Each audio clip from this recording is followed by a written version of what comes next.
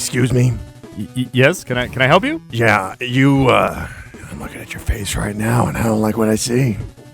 Why's that? Because you're not getting a proper shave. What are you using at home? You got one of them little gimmicky razors that vibrate? Yeah. I grow out my fingernails and I scratch myself repeatedly. Interesting. Me and you have a lot in common. But I have a better way. It's called Harry's.com. You got the internet? I do. I've been on the web. I've surfed. Good. You go to Harry's.com. You tell them how often you shave. They mail you razors. They don't even make you pay for no shipping. It's a good shave.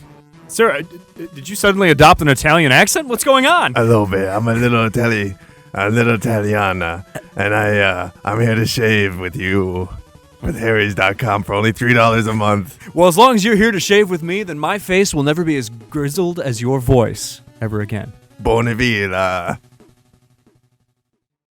This week on the Pressurecast, a Resident Evil 2 remake is announced, YouTube streaming comes to the PlayStation 4, and a portable Steam machine heads to the market. Plus, impressions of Everybody's Gone to the Rapture and Sonic Dreams Collection. It's Monday, August 17th, 2015. Everything happening in the world of video games is here, now, on the Pressurecast.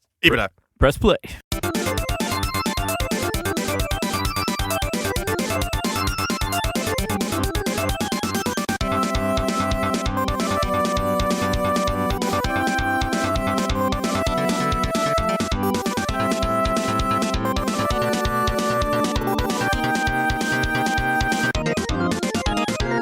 Live from the 52nd floor of VideoGamesAreDumb.com Industries, it's the 91st episode of the Pressurecast, VideoGamesAreDumb.com's weekly news panic that posts every single Monday on iTunes, Stitcher, YouTube, TuneIn Radio, and America's longest running independent newspaper at ExpressMilwaukee.com. I keep getting that wrong. The website is ShepherdExpress.com. Please delete that part where I said that off of your podcast. My name is Colin Tanner, and I'm drinking 2 coffees as always. And across from me, the most beautiful man in video games, Steve Cup. Oh, Colin, you flatter me. And hey, I got some breaking video game news. Ba-da-da-da. It turns out the new rock band, it's only going to have songs from Aerosmith albums released after 2005. I would be fine with that. Wait, no, Jaded's not on there. Fuck that. Oh, no. Just push play might be on there. Oh, I hear another voice over here that just made a hard pee right into the microphone. Wow. Just play.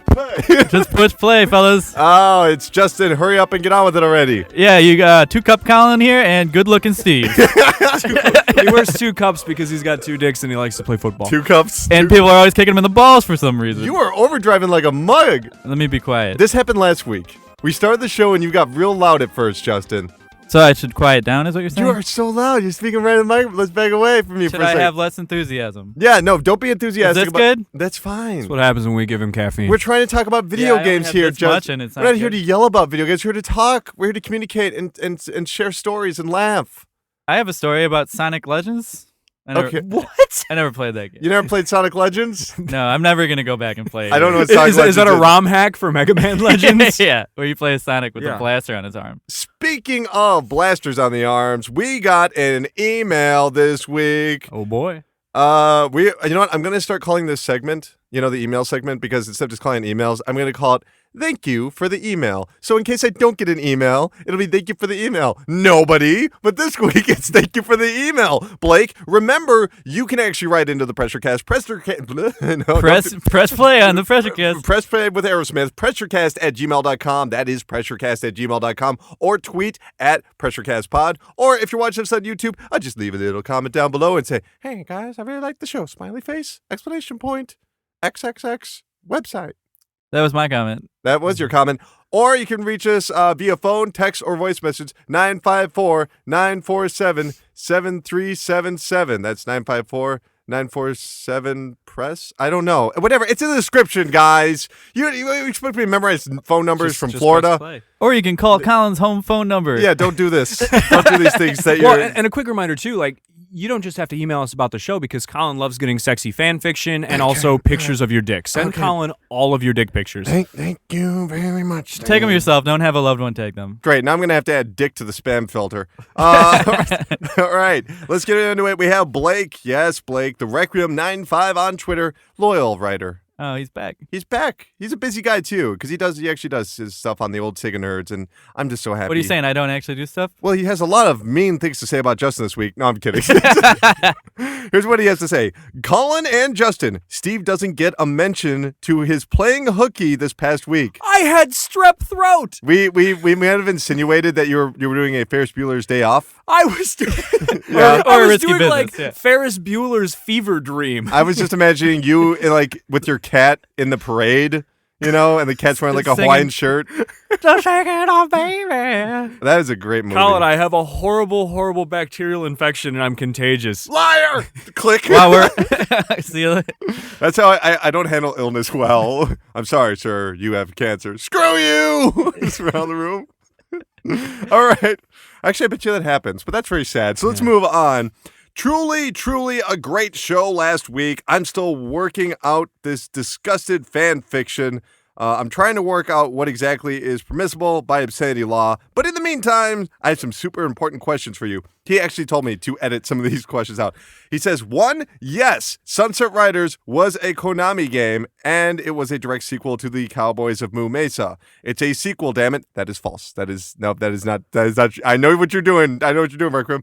Number 2, Gorp has always been, as we discussed last week. Oh, I remember that. Yeah, Gorp. Number 3, holy poop, you have to warn me next time you do a Captain something bit. I was laughing so hard at work, I had to act like I was coughing up something, so I had an excuse for why my eyes were tearing up. Captain, I don't ever recall doing anything with the No, captain. you didn't do anything with the captain. Nothing with the captain. Maybe he's referring to a different week. Number 4, we make the cake. Very good. There's a lot of, I guess there were a lot of quotes from last week's episode. It was a good one. Number 5, it's funny that you were using Dink to refer to Peter Dinklage. If you remember that Fox Kids show, The Tick, from the 90s, characters in that show use dink as an insult, like chump. Example, don't count your weasels before they pop, dink. Anyway, I've adopted this insult as my go-to with my kids. That way I have something more playful and less insulting to call them. Example, where the heck did you put your shoes, dink? That's hilarious. No, that's the best thing to do because you can't actually directly insult children because that's not nice. So when I used to be a high school teacher, I would always call my students dingus if I wanted to call them an idiot. dingus. I said dingus last week, and when I was re-listening to it, I was like, Steve gave me that. He gave me that little insult. Number 6, Shenmue 3. Number 7, I definitely preferred my Genesis over my SNES. While I totally agree with your take about the SNES having the better top 10 games, there are still so many more good and unique exclusive games on the Genesis, especially if you are a fan of shooters and action games. You're also absolutely on the money as to why the SNES is remembered more fondly today. All you have to do is listen to the gaming media go on and on about their memories of playing SNES RPGs like Final Fantasy II or Earthbound, when in reality, only a very small fraction of game players were fans of JRPGs prior to Final Fantasy VII. That's true. I remember that. I guess I just prefer games that require skill over wandering around in circles for hours until you've leveled up enough to win. Man. Wow, looks like Colin won this one. He's got a point though about the shooters. Like Yeah, the I would treasure say, games, right? Like when I bust out like retro systems or something like that, I think in the last year or so I've probably played more Genesis than Super Nintendo just because I'm like, oh, I want to replay a Thunder Force game or I want to replay Truxton or something like that, and those are awesome shooters. By the way, he also has a thing on Sega Nerds where he has a conversation with a Sega Genesis. And it's not sexy fan fiction, but it's pretty amazing. The Rec Room. Thank you. The Rec Room, always a pleasure, Blake. Love your questions. You were just bringing that up about shooters. I was actually out to eat, and they had these... Where did you go? Did you get shooters? Yes. Okay, sorry. Yes. No.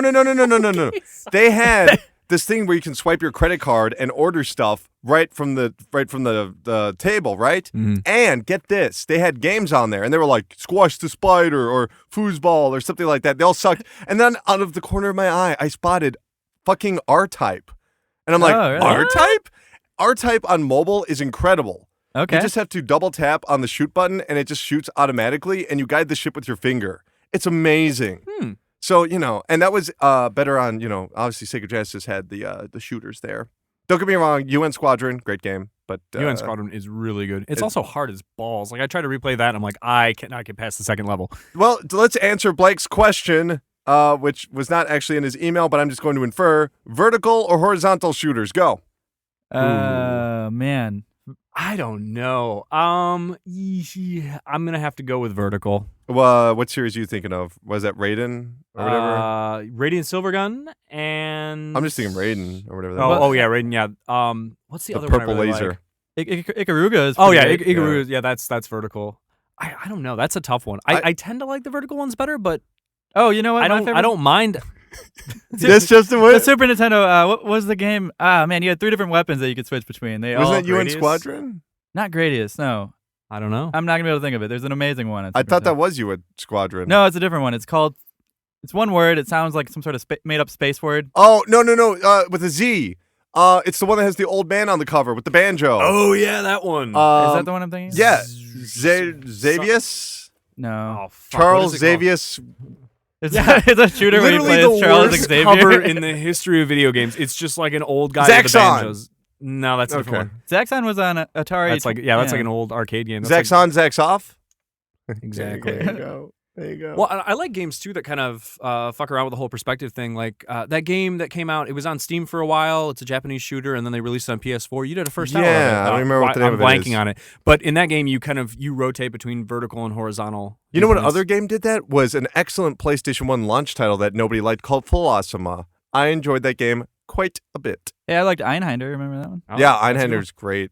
I always get Einhander and Einhanzer confused. God bless the ring, where you could play as Tifa, Cloud. Oh, and- is that Air Guys? Guys, yeah. is that what that is? Yeah. Well, which then is like I was it's like a dumb child that an couldn't read. unofficial sequel to like the Tobal game, which I bought because it had like a Final Fantasy demo disc in it or something. Bro, that toe ball. Tobal yeah, 2 when is you do one like of the best. Tobal. Is it Tobal number 1? I think Number Or- 1's the only one that got a regional release. Yeah. and it's got like that cool like dungeon crawling thing, and I think they brought that back in Air Guys. It's like a daughter and her father going through a cave, and they're like Indiana Jones. You know, they're not archaeologists; they're Indiana Jones, basically.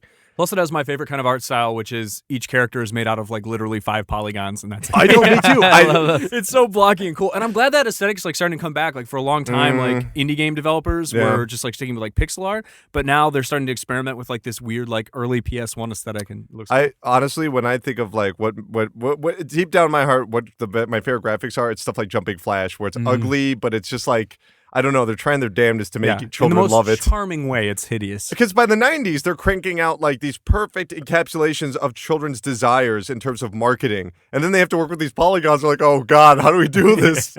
Bubsy, no. Well, great question, Blake. Tobal 2 is our favorite fighting game on there. Yeah. Top-down fighter. Well, guys, it's time to get to the biggest stories we got going on right here in this whole crazy thing we call video games. Do I hear a train coming? No, the train will arrive later, but first the Earth has to explode with the earth-shattering stars. Justin, Yes. stories. Stop making direct eye contact with me. I know, I was noticing that. He's staring into my eyes and smiling. And cleaning that Are you knife. picturing me naked? Yeah, and the cleaning the knife thing is not. When you're doing a podcast, picture all the listeners naked. This is true. That's an interesting thing because I don't know what any of them. look Justin, I like. want you to picture me without my shoes on. Okay. I had to look down. Gentlemen, I have some fantastic news, or maybe not some. Okay, well, you're gonna like this news, Steve. I'm probably not going to. Resident Evil 2 is officially being remade. Producer, what exactly is this name?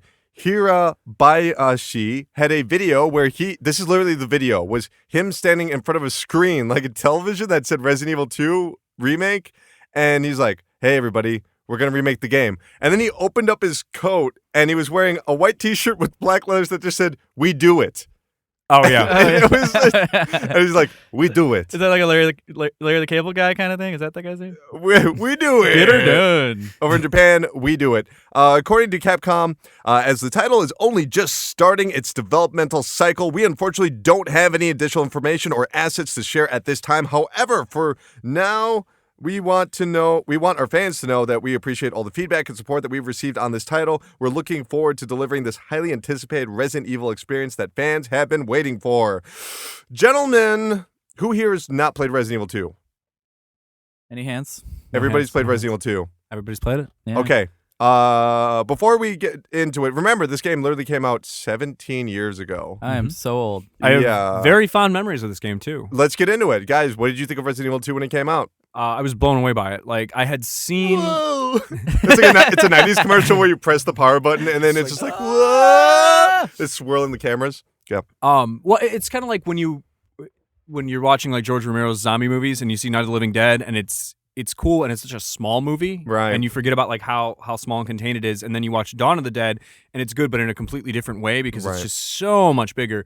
And that's kind of how I felt about Resident Evil 2. So a little bit more action, bigger world to explore, a lot more going on. And just the opening scene where you're just like walking through the streets and everything's on fire. Oh, it's so sorry cool. about that. I thought you were one of them. I'm sorry. I have to bust that out whenever I can. Don't amazing. shoot. I'm a human. I love it. It's probably my second favorite Resident Evil game behind Resident Evil 4. Yeah. Or maybe third because, I love Resident Evil on the Gamescom. What the hell was up with that guy? He bit me. Remember that truck driver says in the opening? Have you ever seen footage from Resident Evil 2 on the Gamescom? Yeah. Oh, yeah. It's amazingly bad. Like, it's so blurry, you can't even tell what's going on. Like, imagine if you took your original Game Boys from, like, 1989, and then you just dunked it in Vaseline and then tried to make Resident Evil run on it. Side note, you can download that leaked ROM of Resident Evil on the Game Boy Color that was never released. Whoa. That is technically impressive. Justin, Resident Evil 2, what were your thoughts when that game came out? I thought it came out at the point where nobody was bitching about camera angles yet. Yeah. No, there were people, but they were the press. Like the average Joe. And nobody was listening to the press at that point. Yeah. I like the fixed camera angles.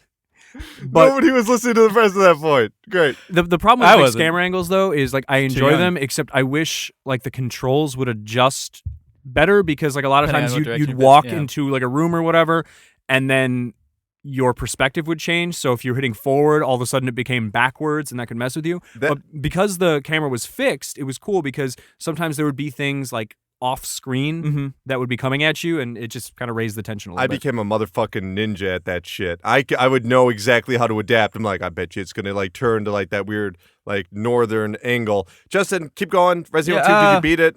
Of course I beat it. I was going to say another problem with Resident Evil 2 is the loading times. Really? It was just the doors opening? I just keep opening doors on accident. That's the problem. I went in there again. I didn't need to do anything in this room. I got to go back in. That's going to be another 30 seconds. But did you like it? Oh, I love that game. It's one of my favorites of all time. I was obsessed. All the unlockable content, too, is real trailblazer. Tofu and Hunk.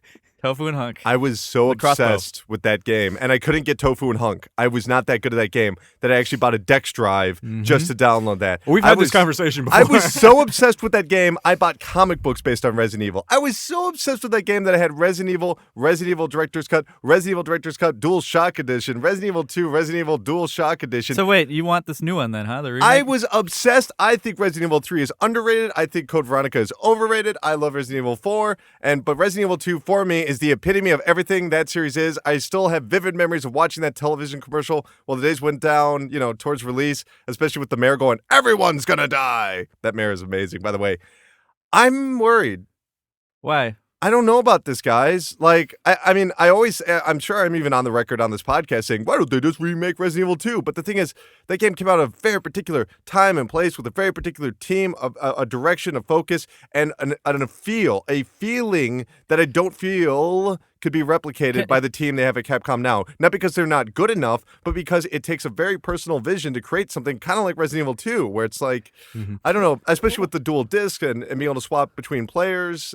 Did you enjoy the Resident Evil 1 remake when you played it? I did not. I think that went too far. I think it actually missed the emotion of that first game. It became too action-centric for me in a lot of ways. Well, I really like the campiness of the original. And I think when you kind of like gloss it up, it loses some of its charm, like just the characters like rotating in place and waving their arms like frantically, like, oh yeah. I mean, basically they move like Chuck E. Cheese characters do on stage. Yes, and it also has the greatest line in video game history. Do you think we could see Tyrant? Barry, you're so optimistic. I have no idea what the fuck that means. The biggest weakness probably with the remake, right? You know what they did with every one of these games? They make the weapon stronger and they give you more ammo. Yeah. The second one, it was great. It was still kind of scary. You're like, oh, I don't have any ammo and I have to fight a boss. I'm screwed. And I feel like what they did with the Resident Evil remake is they took the mansion that was meticulously designed in a way for the player to experience it, and they just tacked stuff on. And when it's very difficult Have you to seen do the that. spa yet? Yeah, it's like, I don't know, coming up with your own utensil for eating. It's never going to look right. We perfected this, and now you're going to go back and be like, no, I'm going to add this extra Put another little prong spoon. on there. We'll put the little spoon under And it. that's kind of the hardest part about remakes because on one hand, you want to stay true to the source material because, people love it and whatever. It's a very beloved property. But at the same time, I think it's important to remember that games that were made 17 years ago weren't made with the sort of knowledge we have now about what better game design is. Games are constantly getting better, in a sense. So there are things about Resident Evil as a series that I would love to see changed, but you have to walk that line between kind of like fundamentally restructuring a beloved property and making something better. It's funny? I'm on the opposite end of the spectrum. I realized just release Resident Evil 2 on PlayStation 4. I don't want you to change a fucking thing. I don't want Yeah, a I would single. take that I don't too. even want the DualShock edition. Don't let that controller vibrate. Can't we get like a PS1 Classic version too? Oh, they don't have PS1 classics on PS4. It's too hard. It's too hard. It's too hard. Can I play it? Can I play it on a Vita or something? Then? No, you can play it on your PC though, because emulation's hella easy. Same with That's PS2, true. and they're getting closer for PlayStation 3, but no, not for the PlayStation 4. But really, Resident Evil 2 for me is such a special game, and I'm worried that they're gonna make it like the way the new games play, like the behind the back, almost like Resident Evil 4 through Resident Evil 6 series, and that's not as tense as they think it is. Like, it worked for Resident Evil 4 because we weren't accustomed to that type of control. If you go back to Resident Evil 4, it's actually kind of an easier game now because we've all become accustomed to Gears of War and things like that. Yeah. And besides that, I'm worried that they're not going to get the story right. Like the whole way that the G virus and making that as intimidating and Mr. X. And I'm worried that, think about voice acting for a second. Like they're going to have to get someone to play that little girl dealing with Mr. X. And it's just like, oh, don't fuck that up. Yeah, I wonder if they'll, in the Resident Evil 1 remake, did they also include the option to use the original voice acting? Oh, it was that game was built from the ground up. So nothing was the okay. same. Even though they had amazing voice acting in the original. I just love it. That's interesting. Wait, don't open that door. Such a good game. I love that game. Love that game. And just hand gestures that make no sense. Just waving hands. Oh, and like cheesy ass cutscenes too. Oh yeah. They're so good. Like the opening cutscene is great, and then that little cutscene before the dogs jump through the windows. Oh, it's so scary. That room with the shark in it? That shark thing, the dog scene scared the fuck out of me when I was a kid. But Resident Evil 2 is so much more special than that. And honestly, okay, guys, here's we go. Make or break. What can they get rid of Resident Evil 2 that you're okay with? Does it need to have, do you need to beat the game twice? Yes or no? No. No, unless you want the platinum trophy that will inevitably be tied to that. So do you want to be bouncing back and forth when the characters have the Mr. X campaign and the G-Virus campaign in the same game? Maybe press select and you switch between characters? Yeah, I think they did that for, was it like Episode 0, Resident Evil 0 or whatever it was Which is called? getting an HD re-release next year. Yeah, and that's where they started to play with that swapping mechanic. And then they also, was it Revelations 2 or something? They tried the swap thing recently. Revelations 2 is really dope, and that's on Vita now. See, that's an unpopular opinion too. A lot of people were just whatever. That game is dope. I haven't played it yet. Why But is it yeah, dope? I think Okay. it'd be nice to be able to just swap between characters at will. Should you be able to swap characters in scenarios? Because remember, depending on what disc you put in and which save, they would be going through different. Like Leon is supposed to actually be dealing with Mr. X, but because of a misprint, he deals with the G virus in the American version. Yeah, I think just swap at will. That would just be great. So like, oh hey, no, you want to start the game over? Well then Leon can take care of the G. Especially Mr. X. if you're building the game from the ground up with that in mind, it should be easy to kind of integrate those things together. How much action should there be in the game? That's really the big question. About as much as there was originally, but they're going to amp less it up. less is more. Less Less is is more. more. Yeah. I don't know. I mean, are you guys excited? Will you play this when it comes out? If you get it, I'll play with you. Oh, thanks, buddy. I'll probably play it. Yeah, I since I didn't get a PS4 until yesterday, I missed out. Yesterday? Yeah. Is there some Ooh. sort But of special I sale? will definitely check it out. I'm so. We gonna play online, Steve? We are. We're We're gonna gonna play some play- Rocket League or something. Can Yeah. I play with you guys? Look at this asshole over No, here we trying can't, to play no. get this guy the fuck. What are out you of gonna play on? Your What if I fucking- get a PS4? your Apple Pippin? Is that what you're gonna play on? here? Yeah, I don't even have an Apple Pippin. yeah. I bet you Neither don't. does anyone. I bet you don't. All right, guys. Excellent. Resident Evil 2. Intimidating. That's my. That's Wait, what what's the name of the female character? Is that Jill in the second one? no, God, that's Claire Redfield. Oh, it's Clara. Yeah, that's right. It's Leon S. Kennedy. Good God. Can't take him anywhere. God damn it. You Okay, know- guys. Oh, The that's next fine. earth-shattering story of the week. Wink, wink, wink. Okay, here's what we got. Super Mario Maker. It's a game where you make the Mario stages. Do the Mario. Yes, everyone. Swing your arms from side to side. I hope so. That's the way to do it.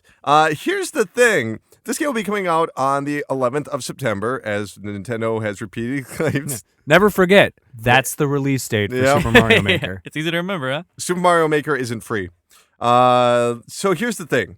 When you turn on your game, regardless of whether you buy it on day one or 5 years from now, unless they patch this, you pop your disc in, you start making levels. You're only going to have a couple of blocks, some Goombas, and a couple of Koopa Troopas.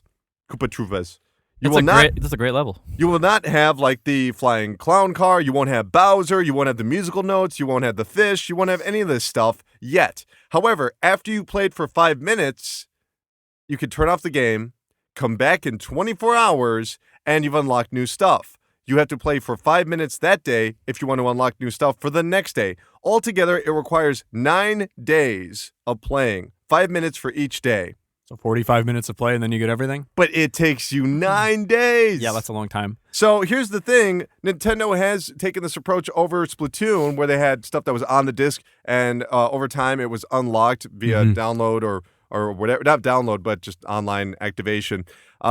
Is this actually a sensible idea, or because obviously this might introduce you to more mechanics on how to build the stage. I think we can all agree with that. But is this just taking control out of the player's hands? I mean, they didn't announce this until less than a month before release. Like, oh, by the way, you're not going to be able to build that stage you've been working on all summer with your little arts and crafts tools. Yeah, it's very strange. And they took this approach with Splatoon, and I sort of understood it with Splatoon because, okay, this is a new IP. They didn't know how it was going to work, and they had to do, like, stress tests for their servers. So they're like, you know what? We're only going to release a few maps at first, and then we're going to roll things out slowly. So that made a little bit more sense. With Super Mario Maker, it's a little bit different because it's just sort of like a Lego toy box. You know, you have all these building blocks. So I don't understand if you want to, like, train the player to use the simple mechanics so that they can use the more advanced stuff later, okay, that makes sense. But I don't understand why you would gate it off in a way where you have to play for 5 minutes over 9 days. Like, I don't understand the logic behind that specific approach. I have an important question. If you were to gate it off via, like, on-disc tutorials, that makes more sense to That's me. exactly what I thought. Where tutorials where you learn how to do things better. Justin, what's your question? Is it like Mario Paint? Is that what you guys are saying? No, Mario You're Maker, making your own stages that you then play. Just like from so Mario every 1. single Mario game, every single 2D Mario like game. little Big Planet or whatever that? Yeah, sort of And like that. Little Big Planet, despite 3 games, for the most part, it's kind of a failure. Lots of people never learned what they were doing, and if you go online, it's just flooded with garbage. Maybe, and while I agree with the tutorial idea, that's what I was thinking at first. Also, it is kind of nice knowing that when you go online, people are going to be putting some thought into their limitations. Like, that's going to create more creativity. But I honestly believe this is just a business decision. This is a decision so that you don't trade in the game. This is a decision that maybe they're not confident that the game will get its hooks into you, so they prolonged it over 9 days so that, you will actually check out the game. Like, I honestly think that's the whole point of it, is to get, when they say, oh, what'd you play this week? I was playing Mario Maker a bunch. They want it in the conversation, and they're forcing it in there. They're forcing it on our children. I'm really excited about it, though, because, Nintendo, when they put out, like, WarioWare DIY. Oh, that was a good game. It was like, that is such a great introduction to, like, game design 101. So I really hope that this is going to get a lot of kids interested in making games and being creative, and I think it's got a ton of potential, and I know I'm going to play the shit out of it. Honestly, I want kids to stay the hell away from me because I want good levels to play online. I don't want any bad levels. I don't want levels that spell out Naruto rules or whatever the hell. By the way, I'm going to get the game at midnight, and the first thing I'm going to do is I'm going to get home, and I'm going to make a level that's completely flat, except there's going to be blocks in the background that spell out Colin sucks, and then I'm going to send it to And Colin then 5 minutes immediately. later, he's going to turn it off because that's all you can do for that. That's it. That'll be my 5 minutes well spent. Honestly, when you look at what's coming out this fall on the Wii U, we do have things like Devil's Third, and I honestly can't remember anything else that's coming out on the Wii U. Dude, I am pumped for Devil's Third. It sold 1,000 copies in Japan, or less than 1,000 copies in Japan its first week. Oh my god! Did you hear about that? Yeah, I mean, Is that a good number in Japan? No, that is the opposite of a good number. I don't know. I mean, but Mario Maker is the thing that's going to sell consoles, sell Wii U's, if anything does. I mean, this is a very important title, and so I don't know. Like, this whole limitation on the player, I think it could turn into one of two things. It could encourage better creativity, or it could have people going, It's weird. Like, you have to wait 9 days to even do stuff. Like, people will not be as eloquent as us three very intelligent gentlemen. What about this, Con? You think you're gonna get a guy who's like, oh, I don't like making games. I think people are gonna be pissed I want to because play games. we Well, know you can about just this. play games. You can just play all the stages. They have, in fact, the guy that created Rayman created a stage in there, which is awesome. Rayman, the Yeah, and WB show? that's where this is really going to shine. Once Nintendo starts like curating things and having like, popular figures or game design people creating levels and then sharing those, like the whole social aspect and the sharing aspect, that potential is what really excites me. I think there's going to be some cool shit. It has the best curation possible, whatever the hell I'm trying to Curation say. or It doesn't matter. You have to beat the stage that you create, or else you can't go online. Which is awesome. Fucking yeah, man. That's very smart. Yeah, man. But yeah, one of the other big problems with Little Big Planet is there's some really cool creative little shit, problem, but or- there's so much garbage and it's so poorly curated. Like there's no way to like navigate this nebulous shit that you have to go through. So Except for when that guy remade Final Fantasy VII in Little Big Planet. That was pretty amazing. What? I didn't see this. It's pretty great. yeah, and but at the same time too, like it's hard to find where that is. Like there's also like 10 million people that have like, I remade Dead Space in Little Big Planet. Oh, yeah, definitely 10 million people will do that, but I doubt we'll see that many over at Mario Maker, sadly. It's just reached 10 million sold. Oh, 10 million sold? That's good. Better than 1,000. Oh, okay, good. Very good. Third. So Mario Maker, cannot wait. Definitely going to be doing a lot of stuff on it. Anticipated release of the fall. And you know, it'll get at least more than a few mentions on the Pressurecast because we'll need to cover all the stuff in it. Thanks a lot, Nintendo, you jackass motherfuckers. The last earth-shattering story. Kickstarter. We all love it and have never had a problem with it. Yet, this week, we encounter our very first issue with Kickstarter. Wolf, the Red Hood Diaries. It was a game that was made possible through Kickstarter. They reached $72,000 of their $50,000 goal. The studio Grin, they put out the game. They actually released it on Steam last March. And now they put out a statement. Was this guy, Wim Wouters? He is the founder and CEO of Grin. Wim Wenders, The director of Days of Thunder? Here's what he said. It's done. There is no way back. We tried. We failed. The team is now dismantled, and we have requested bankruptcy as we are unable to pay our outstanding bills. Well, the problem here, he should have used Indiegogo. But think about this for a minute, guys. Kickstarter has become this sort of barometer for success for indie developers as of recently. And we have a team here that had damn near an extra 50% on their Kickstarter. And they failed. They put out the game and no one wanted it. Kickstarter said, yes, people want this. But in reality, very, very, very few people did. He said that it was a very short period before launch, 6 or 7 weeks before launch. And they really got it. But once the sales numbers began rolling in, the consequences of our beautiful adventures started to become painfully clear. Well, I'm not surprised because, I mean, they went over $50,000, but realistically, for a team, for an actual development studio, $72,000 is not a lot. No. That doesn't pay a lot of people a lot of money. And we've seen similar things like bigger projects with bigger scopes crash and burn more. Like those YouTubers / I think they're podcasters too, the Yogcast people. I don't know. People love them, though. I'm not a fan, but people really like them. But they had a Kickstarter for a game, and it completely crashed and burned because even if you have a great idea for a game or if you're a talented developer, that doesn't mean that you're a business expert. That doesn't mean you're a marketing expert. So when you mentioned this studio and this game and their failure, I was just like, what the fuck is that? I have literally never heard of this game, and that's a problem. If you're not getting press, then no one's going to buy your game because shit drops on Steam every day. And that's what I wanted to get to. Is it really their fault or is it Steam's fault? Where despite having obviously a lot of passionate people out there who were already going to get their copies regardless, some people saw this game and said, yeah, this doesn't exist. Here's my money. And this is not the same as Kenji Inafune or anyone else going up on there and saying, hey, I made Mega Man, give me money. These are independent developers. This was their very first Kickstarter project, and it basically, Kickstarter essentially bankrupted the company. Yeah. Well, I mean, I don't think it's fair to necessarily say that it's entirely Steam's fault, even though Steam needs to enact policies to keep, complete diarrhea from dropping on the new release section. Diarrhea dropping was actually not bad. I mean, like, once you get used to the physics, it's pretty good. Yeah, I mean, between Greenlight and Early Access and all the other programs they have, there's like no quality control at Steam, and that's a problem. But that aside, I read games media websites all the time. I don't remember ever seeing a review for this. I don't remember seeing any It sort has of a Metacritic advertisement. score.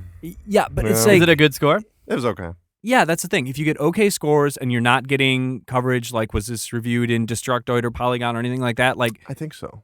so whoever's writing their press releases Oh, yeah.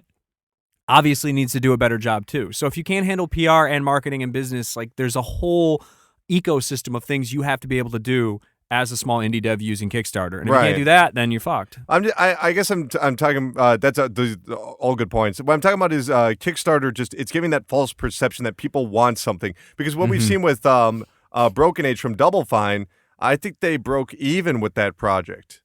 So That's about. So it's not totally broken. No, but that's all. The Kickstarter did exactly what I think a lot of people think, is that it just made the project possible, but doesn't sound like anybody really made any money off of it. Yeah, and that's really scary. So when it comes to something like a game that isn't doing gangbusters, it seems to have a horrible adverse effect. It seems like Kickstarter gives you that illusion that people are desiring these titles and they can't wait, and they're willing to actually hand you money for something that doesn't exist. And when it's out, only the people that backed it took it. Everyone else is like, I don't care. Like it's I don't know. It's painful to see something like this. Well, and going above your goals too can actually be detrimental to your project, as silly as it sounds. I backed the Exploding Kittens card game Kickstarter, which was a huge success, like super, super successful. And they actually delivered on time and everything, and it was great. But they didn't expect that it was going to be as successful as it was. So they basically went into panic mode. Like they had to approach the company that does Cards Against Humanity, and they're like, okay, we have to do like a bajillion orders. We can't handle this. They ended up having to print from like 3 different companies, and they got into a partnership with the Cards Against Humanity guys and created an entire company just to ship this game out. Wow. And they're making money and they're doing fine, but like the number of hoops they had to jump through and the things they had to do to make that happen is ridiculous. And doing that, because this obviously wasn't the only thing they were doing, it's taking focus off of other projects. It may be losing other opportunities, not growing the areas that are their main focus. And before you know it, they might just be the Exploding Kitten guys. Yeah. And that's not what they wanted. They wanted a fun little side project. Which I got to say, though, they really delivered, because they decided at the last minute, just as a bonus, because they did so well, they're going to add like a special like custom box for the game, which is super, super nice. And the best part is you open it up and it meows at you. Oh, come on. It's the best. But yeah, same thing happened to Double Fine. They were only going to put out this very small little adventure game, and it went so above and beyond that they redesigned the entire title to break it up into 2 parts, have this long arcing narrative, and that hurt that game. Like there was a separation of 8 months between releases of part 1 and part 2 of this adventure game. So I don't know, Kickstarter, even if it's a success now, it seems like it's using it is a lot more risky than people originally imagined, especially if you're a backer, because I feel so bad for Grin. They have rewards that are out for people, right? They're supposed to send them out. Listen to this. This is the founder again. All the backer stickers and letters of enlistment just need a stamp. All the poster sets are printed, signed, and ready. The art book is ready to be printed. The soundtrack is ready to be distributed. The DVD case is ready for promotion. But we literally have no money whatsoever to pay for stamps. That's pretty depressing. Just use stamps.com. Oh, there you go. Intro to commercial. Well, let alone print the art books and DVD cases. They that's a just lot of money. need stamps. So this company was just run to the fucking ground. I don't know. Food Very for sad. thought. Don't go to Kickstarter anymore. It hurts families. It kind of reminds me of like when like NBA players or NFL players get signed to like $1 million deals. Oh, yeah. And then 2 years after they retire, they're completely bankrupt. And then they go over to Europe. I think maybe they made some bad choices with their money, though. Yeah, but the thing is it's the same idea where you're giving someone a lot of money who isn't used to having a lot of money, and they're not an accountant. So yeah, I mean, and people who win the lottery historically, like a huge percentage of people who win the lottery are bankrupt in a few years because you give them all this money and they don't know what to do with it. They don't know, you got to pay taxes on this shit. Like it's such a hard Just thing to do. spend the money on lottery tickets. That's what I was going to say. That's just all you got to do. Yeah, if they would have bought some scratch-offs and some pull tabs, they'd probably be fine. There you go. I'm not playing the Mega Millions anymore. Okay, guys, let's hurry the hell up. What, is that a train I hear coming? There you go. Chugga, chugga, chugga, chugga. It's the hype train. That's right, everybody. Get on board. Feel the vibrations of video game buzz as we head towards video game satisfaction station. I fucked that up. It's the hype train. That's right. The first story on the hype train, PlayStation 4.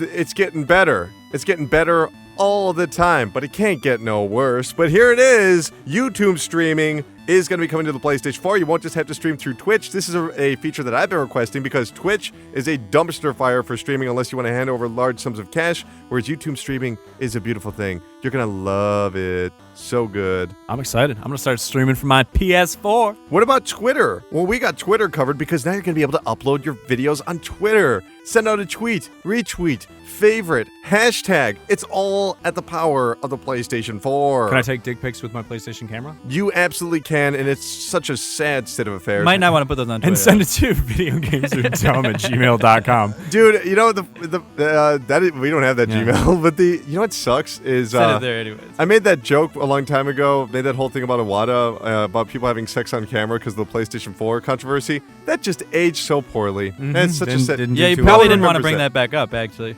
No, but why don't we get into some more details about this failed sketch? Also, they're going to have a Now Playing tab so you can see what the hell your friends are up to through secret cameras. No, it's just friends. There you go.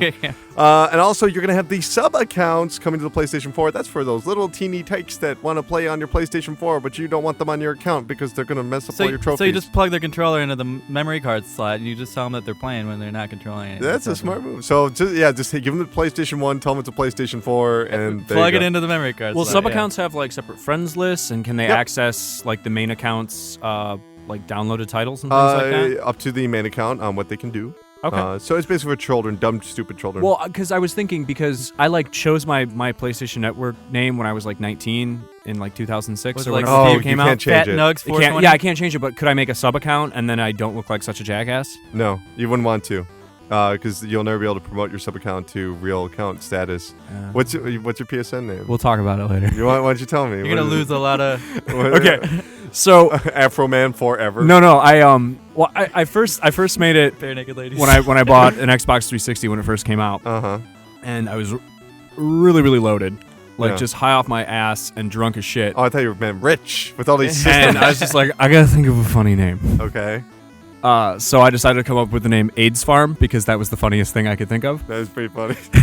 And then the best part was at some point, like the next year, Xbox saw that name and they're like, I don't know if that's okay. Oh, but Sony's like, sure. Yeah, whatever. Sony's been cool with it, but so Xbox got rid of it, and I was upset. I'm like, that's bullshit. And they're like, yeah, just change your name. So I'm like, how about AIDS Barn?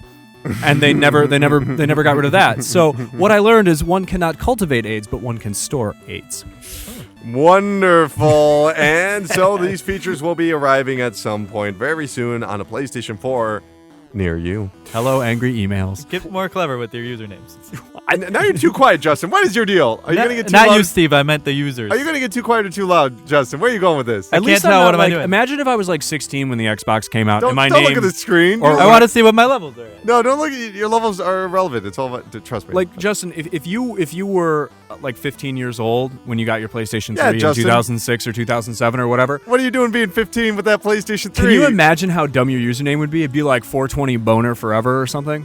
Mine probably would have been something more like. And then you can't change your name. So from now until you're 60, you're 420 boner By forever. the way, Justin, you created a PlayStation Network account for your Vita, but you already have one for your PS3, so I have two Justins on there. Maybe there's a second Justin. Did you download any games on your PlayStation 3? Nope. Okay, good. Then you're in the clear. Yeah. What's your PSN name right now? I don't know. Sparky Finkster? Is that it? Yeah, I think that's it. Add Justin today. Yeah, I guess, yeah. If you want to add AIDS Farm. Okay. There I am. Add Sparky Finkster. Well, maybe you could actually add him on person because the PlayStation Experience is coming to San Francisco this December. That's right. This is the convention for Sony fans And we will be there. by Sony Corporation. We will not be here. You can get tickets for $75. That's a 2-day pass. As long as you, but if you purchase them before September 20th, it will only be $60. 1-day passes, $45 for Saturday, $40 for Sunday. This, of course, was the event last year where the guy from Square Enix got up on stage and said, 17 long years ago, Final Fantasy VII. People were like, they're going to remake it. And then they announced they're releasing the PC release on PlayStation 4, and it just was like, ugh, no. Is this going to be in LA or San Francisco? San Francisco. Okay. SF, home of the Giants. Yo, Sony, And how about some also press the passes, man? Niners. Come on. Yeah, send us some stuff, pressurecast@gmail.com, and plane tickets. And then we will be there. We will be there. It'll be a good time. Or at least Stephen Collins. No, I won't be there. I got a I'm wedding to go to, embarrassed, man. you guys. My cousin's getting married, you dick. This is the second week in a row that we forgot to do something. Toot toot! Guillermo del Toro has vowed never to work in the video game industry again. Here he is with a bad impersonation. Guillermo del Toro. I have proven to be the albatross of video games. Make him sound more like Marlon Brando. He's definitely a lot bigger. Yeah. I joined THQ, and THQ goes broke. I joined Kojima, and Kojima leaves Konami. Now maybe put a Latin flourish on it. I've decided, in order not to destroy anyone else's life, I've decided I will never again get involved in video games. What a blowhard. Otherwise, I'll join someone and his house will explode or something. Is that what he really said? This is true. We put 2 years of work into THQ. It was insane. Actually, the game was called Insane, so that's kind of funny you said that. We mapped it out. We did the Bible. We did the outlines. We did the screenplay. We did a bunch of stuff, and I know some of the tricks or the stuff I want to learn. I learned. Then I went to the side of Kojima-san because he's a master, and can gladly say that we are friends, and I love his work, and I will continue learning from him as a friend. But I am not. If I join another video game, World War III will break out. I can be creative about it, and I can be educated about it, and I can talk about it in a way that helps them make video games. But no, I can't. I think we talked about this before, but for those of you who don't know, Guillermo del Toro is essentially the Peter Molyneux of filmmaking. You could say that he is the mouth of madness. Yeah. So he just talks more than he should about things that aren't going to happen or might happen, but he's not sure. Like, they're not confirmed. Like houses exploding. Is that going to happen? Yeah, probably not. I don't know if so. World Yeah, War III is like gonna Mountains of Madness. He was just like, "We're gonna make this movie. It's gonna be the greatest horror, amazing movie ever." And it's got Cthulhu and Tom Cruise, and then it never happened. That concept art was amazing. Yeah, it was really cool, but it's never came gonna out, happen. yeah. So he's just like, make another Hellboy movie. I just want him to hurry up and finish The Lord of the Rings. Wah wah wah. But yeah, I don't believe him. He'll probably make another. He's had his fingers in video games. He's had his fingers in television. He's just a creative guy. Do we want anyone from Hollywood getting involved in video games? Like, really? Just Trey Parker and Matt. Yeah. Matt Stone. Yeah. Yeah. I think that's fine. I mean, when you have people from other disciplines, mediums that come over to something they're not familiar with, I think it can breathe, life into things. Steven Spielberg, Boom Blocks. Boom Blocks Boom. is It's a great game. amazing. Yeah. Great game. And honestly, I hope David Cage never makes another video game again. He just goes to make shitty movies I don't want to watch. Will you please stop? Will you stop, Steve? What? You want a sequel to Magic Spirit, Ellen Page? Okay. Let me just get this real quick. David Cage. Nice singer there, Steve. Jason! That game is amazing. Jason! I don't know. Maybe it's just me, but I'm the kind of guy who likes to play games all day. Ever put Cocoa Puffs on your peanut butter sandwich? Yep. I can't say that. I also put Oreos in there. That's weird. Why do you And do I it poured milk on it. Do you do it all the time?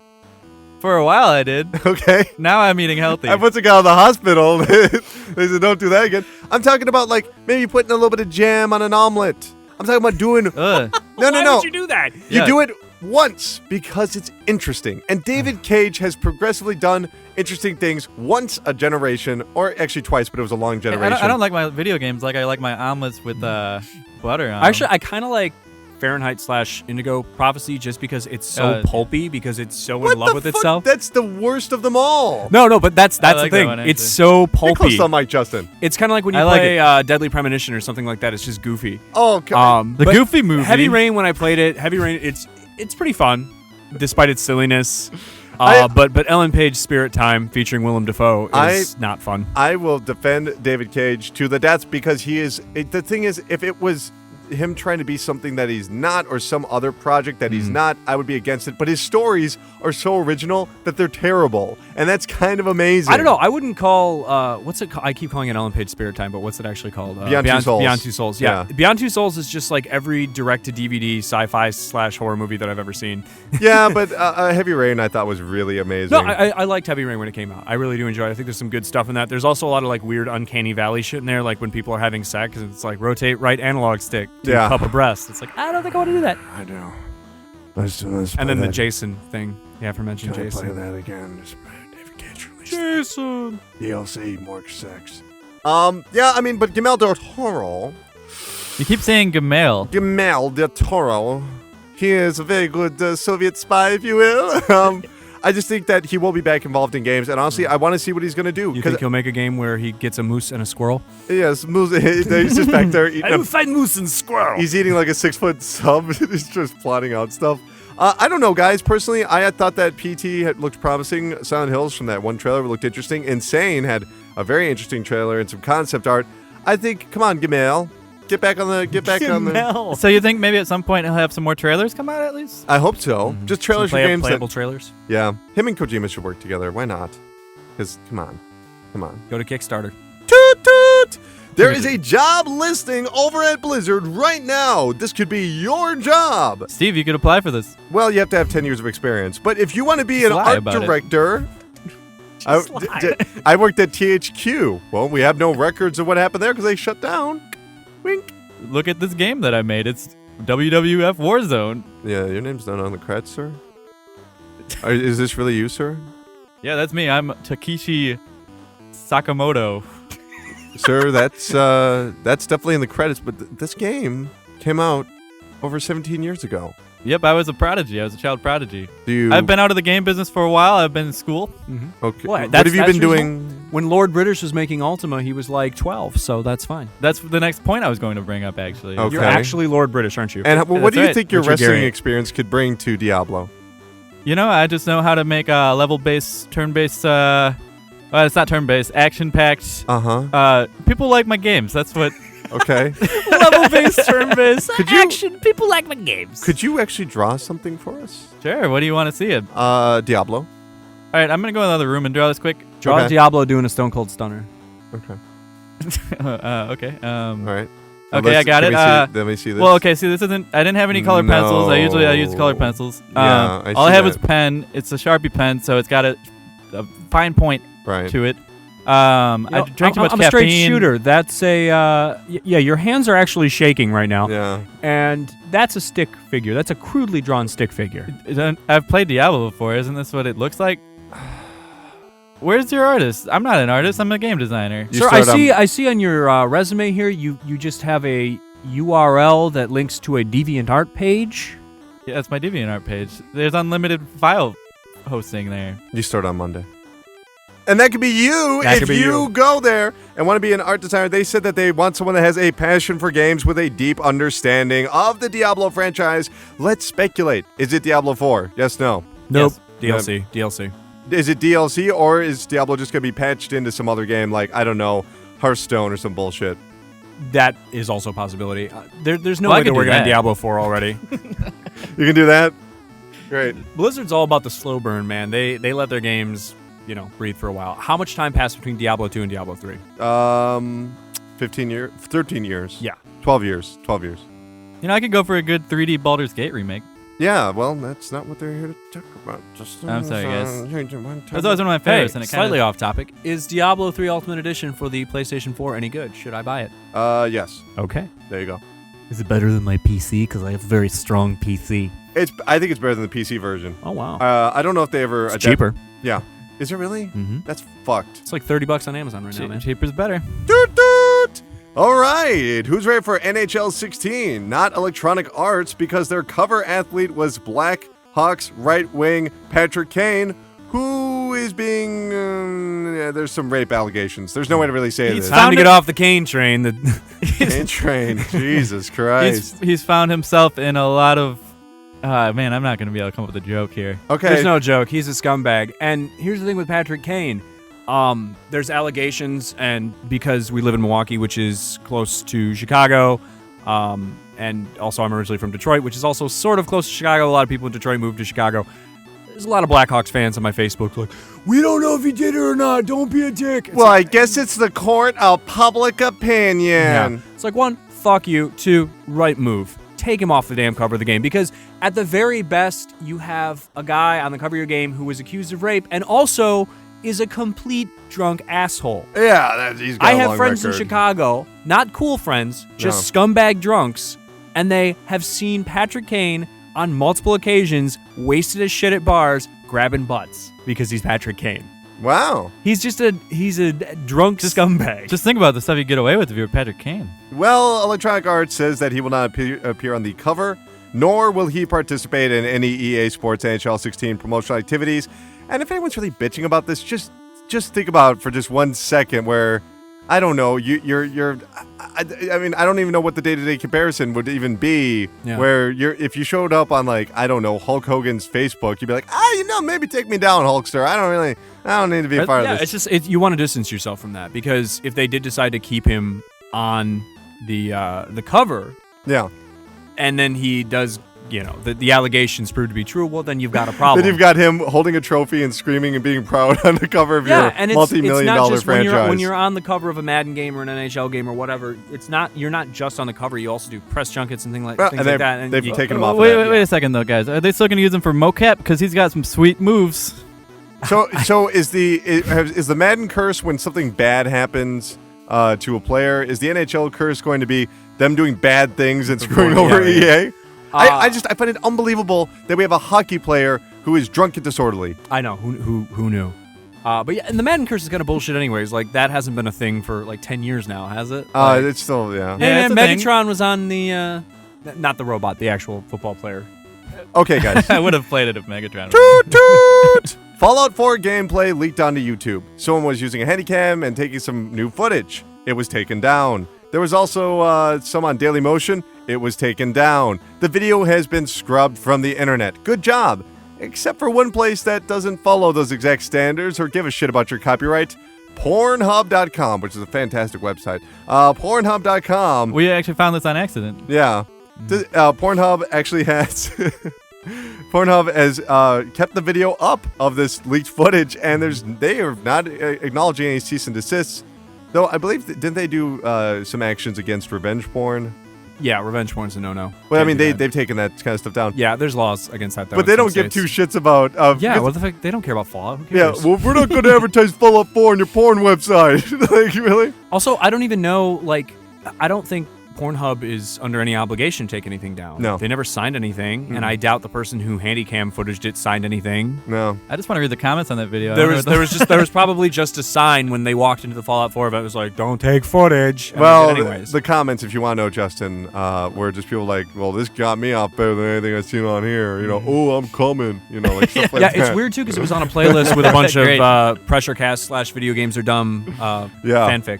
Yeah, it was cool. That game's coming out November 10th. Toot toot! Tony Hawk Pro Skater 5 has this soundtrack. Here it is. You ready for the soundtrack for Tony Hawk Pro Skater 5? Mm-hmm. Let me know what you think. Is this in keeping with the spirit of the Tony Hawk series? All right. Anti-Flag. Yes, that's Tony Hawk. I was really excited. That's like the most. That's like, what's punk rock for angry teens who think they understand things? Actually, I listened to Anti-Flag before they were on Tony Hawk games, so whatever, guys. I listened to them before they were big. You're probably excited what they were. The government's dumb. Yeah. Atmosphere. Nope. No, that works. Get that out of here. It's fucking white guy, guys, indie backpack hip hop bullshit. Guys, we're going a long way here. I agree with that. I can only accept yes or no answers. I can only accept yes or no. Okay. Black Pistol Fire. I don't know what that is. No. Bully. I don't know what that is. Cloud Nothing. Yes. Cold Cave. Yes. Connie Prince and the Keystones. I don't know what that is. No, probably not. Crash Mammoth. Yes. Crash Test Dummies. I like it. Deaf Poets. No. I don't know what that is. It's pretty good. Death. Yes. Wait. Which Death? Are the we band called Death? Yeah, Keep on Knocking. Okay, yeah. Oh, yeah. Oh, you better believe it. That's kind of crazy that they're even in a game. Death from Above, 1979. Yep. Dear Mother. Yes. I don't know what Doom Tree. Yes. Fake Pea. Fake peas? Yes. Just because they're called fake pea. Absolutely 100%. Family Force 5. What? Force. Wait. Can we rewind? What?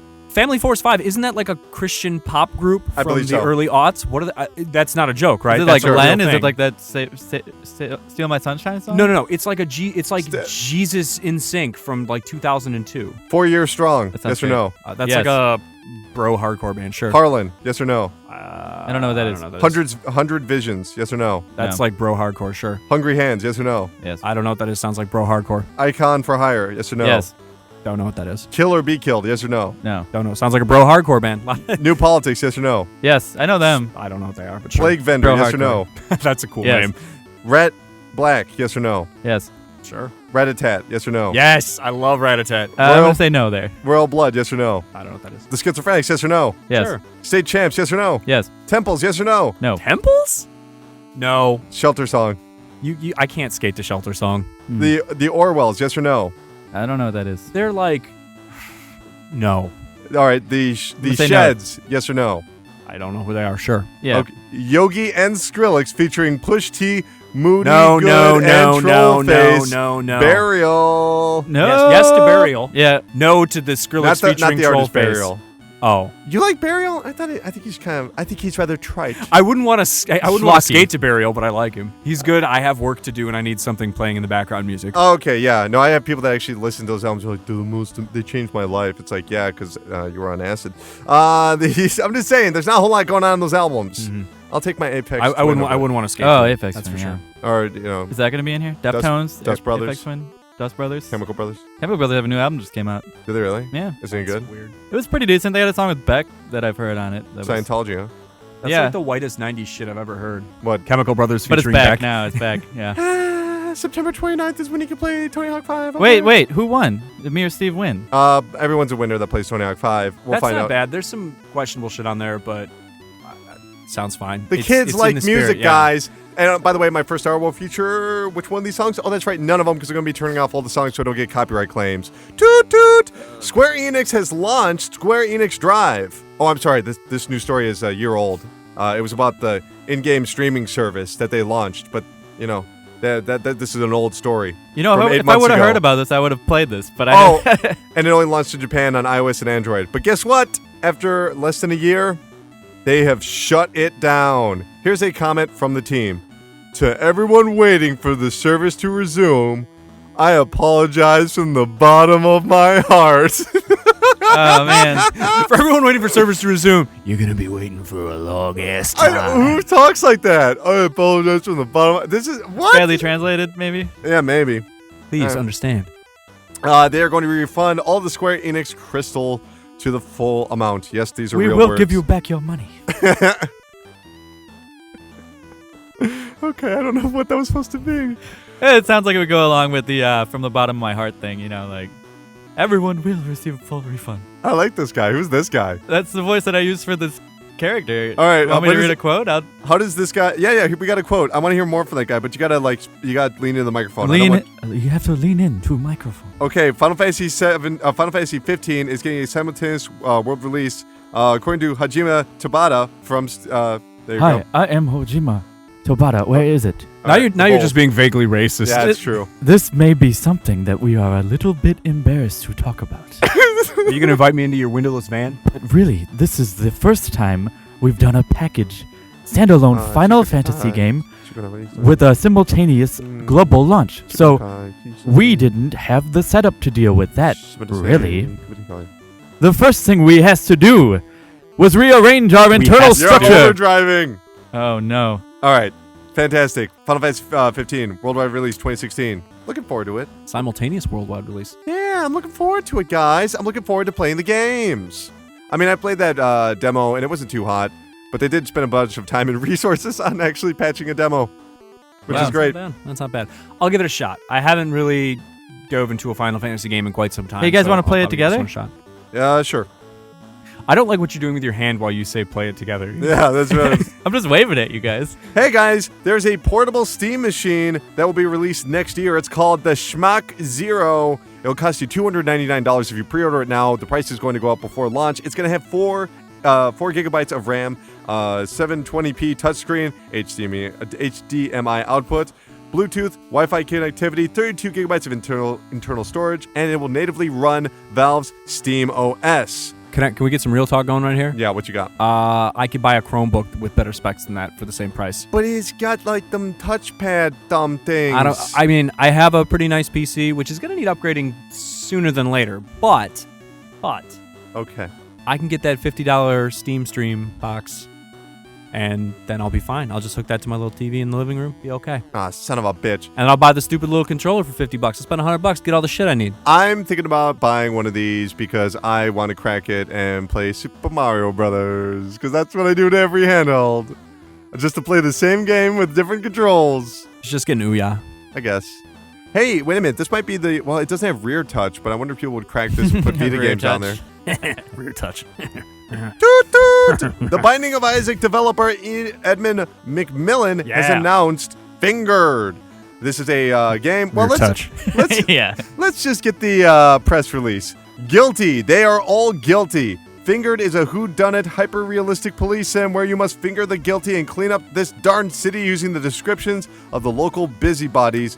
But everyone's perspective is different. One man's fat is another man's sexy. Send him to the chair! That's absolutely fucking insane. And if you didn't see the trailer, it was just a psychedelic swirl of different people's fingers. Yeah, it's kind of weird. I'm really Kind excited, of though. weird! Destructoid did a they did like an interview with Ed McMillan and the other guy that worked on this game, and Ed McMillan described it as Guess Who meets Papers, Please, which sounds really fun. Well, it's coming out tomorrow, August 18th. Best of luck to Ed McMuffin. Toot toot! Divinity Original Sin 2 will be going to Kickstarter. Of course, the original Sin was on Kickstarter, and that was quite successful. Raised over $1 million. Was on Steam, one of the most played games on Steam last summer, and is now coming to consoles this fall. So look forward to that. Fun. Toot toot! There was a game, but not just any game. A game called Ironfall Invasion. It was a multiplayer shooter for the Nintendo 3DS, and it was even free to play. But there was a slight problem with this free-to-play game. It totally allowed you to exploit the hell out of your new 3DS or your old 3DS, and then just play stolen games. Yeah. And the funny thing about this is Nintendo yanked down the game like it was the company's fault, Yoink! which is kind of shitty. Also, it's not going to change anything because the same guy that did this, he did it with another game like a year ago, and it was a big game. I think it was a Ubisoft game or something. Yeah, I remember that. Something like Cube Friends or something like that. Q Ninja. And now, apparently, he's working on doing it again, Ninja. but this time with the free YouTube app. Oh, I which love what he does. I really don't think Nintendo's going to yank that down, so... Yeah, there was one guy We that... gotta stop pirating this guy. There was one guy that pointed out the exploit that got everyone to download it, and then after it was taken down, he said, sorry to Ironfall devs for their game getting pulled from EU. Hope they fix it and get it back up soon. So at least that person had a conscience. Like, hey, I pointed this out, but, you know. And at least a bajillion people downloaded the game right before it got yanked, so that's kind of good. Guys, hey, hold on to something. Whoa! Chugga, chugga, chugga, chugga, chugga, chugga, chugga, chugga. Boop, boop. Hype train is over. Guys, I tell you what, let's take a break. Come back with the games we've been playing. Then we got talk about the financial news, Chart Park, Idiot of the Week. Strong history. Strong history. That will be coming up later on the Pressurecast. Stay tuned. Batman. Yes. Superman. Versus. Aquaman. No, they're going to fight each other, and it's going to happen soon. But here's my question for you, Justin. We know Superman uses his heat vision against his bathroom mirror to burn the hair off of his face. This is a fact. This has been... I've seen the videos. We've seen the reports. But what about Bruce Wayne? He's always clean-shaven. Do you think he spends a lot of money on razors? I know Aquaman doesn't. He lives underwater. Yeah, sometimes he has that beard sometimes. Like after Oh, his he does hammer. have a wispy white beard. No, he's got like the big beard sometimes when he loses his hand. And Like, he's got a trident too, right? he's got to try it. Well, no, sometimes he doesn't have the trident because he's got the thing in the hand. He's got the hook hand. Maybe he shaves with that. He must, because razors would rust underwater. Yeah, and also, but Bruce Wayne has to spend so much money to get a decent shave because he's always clean cut. You don't see Bruce Wayne with a beard ever. No. Never. Well, I think you see him maybe for a minute in Dark Knight Rises with a little bit of a beard, right? He's got like a little bit but here's the thing. We can both agree he looks better when he's shaven. There's no denying that. Just like every other person on the face of the earth. Oh, what about Kurt Russell? And ZZ Top. But everybody else, you need to shave. And if you're going to shave like Bruce Wayne, you're going to make sure you need lots and lots of razors. And we can get this done at Harry's.com. Honk, honk. That's right. It's Harry's.com. You can be like the Batman. You just got to spend $3 a month, and then they're going to mail you razors. Answer a survey. How often do you save, sir? Well, I save this often. I save when I buy razors. You do save when you buy razors at Harry's.com. $3 a month. And here's the best part. They're going to drive that Batmobile up to your house for free. That's right. There's no shipping costs whatsoever. And you get a brand new shave every single day. So many new razors. It's not like those other gimmicky ones. No electrical razor burn. No shaving with the wiggly razor. You ever see those wiggly razors? Yeah. And, man, you're like a one-man intervention. I'm looking at my face now, and I don't feel like Batman at all. No, you don't feel like Batman, but you can be the Bat at harrys.com. Coming back to the show. We are Butt back. babies. We're back. Excuse me. Start Excuse me. We're trying to go on with the show. We have so much to talk about. We have the chart park. We have, strong histories. We're trying to do video games over here. You just called me a fuck baby. No, I said butt baby. Oh, butt baby. Is that better? I guess. That's when a man has a baby. When a man, Junior. When a man has a baby. Copyright claimed. We need to talk about what we've been playing this week in the games. Can you start with me? I don't have much. Of the week. I played Mega Man. That's it. Good job, Justin. Let's. What, do you want a fucking medal for that? You played fucking Mega Man? Where do you want to get out of the goddamn way, Steve? Where do you want to go? Sonic Dreams or Everybody's Gone to the Rapture? Go. I'm going to go first because it won't take too long. Really? Sonic Dreams Collection. It's really weird. Okay, so there's this company called Arcane Kids. They're not a company. It's like an art collective. They're from Los Angeles. I think it's like 2 or 3 guys. They make weird shit. They made that Bubsy game a couple years ago. Oh, where you can play as the ghost of Bubsy online? Yeah, so you go to like Bubsy3D.com or something, and it starts off and you're like, oh, this is like a really crude like 3D polygon Bubsy game. And then all of a sudden you go into like a museum and you learn about like art and life, and then Bubsy has an existential crisis and he goes to hell, and it's very strange. They also make I shouldn't say real games, that's derogatory. They make more conventional games as well. They have this one game that's sort of like Tony Hawk, except you're like ice skating through this weird like acid trip wonderland. They make some cool shit. Sonic Dreams Collection is something they put out last week. The press release that came with it was like, hey, we found these super secret Dreamcast games, and we got them from Sega, and we made them work. So here are some prototype games that Sega didn't want you to have for the Dreamcast, which is just like this fake fiction in their strange Arcane Kids world. It becomes almost immediately apparent that is a lie. That is a lie. So in order to get this game, you click on the link that they give you, and it takes you to like this website called like sonicexpose.com, and you click the download link, and you have to put in a password, and the password is grandpa, in case you want to download it yourself. So you type in grandpa, and then you download this game.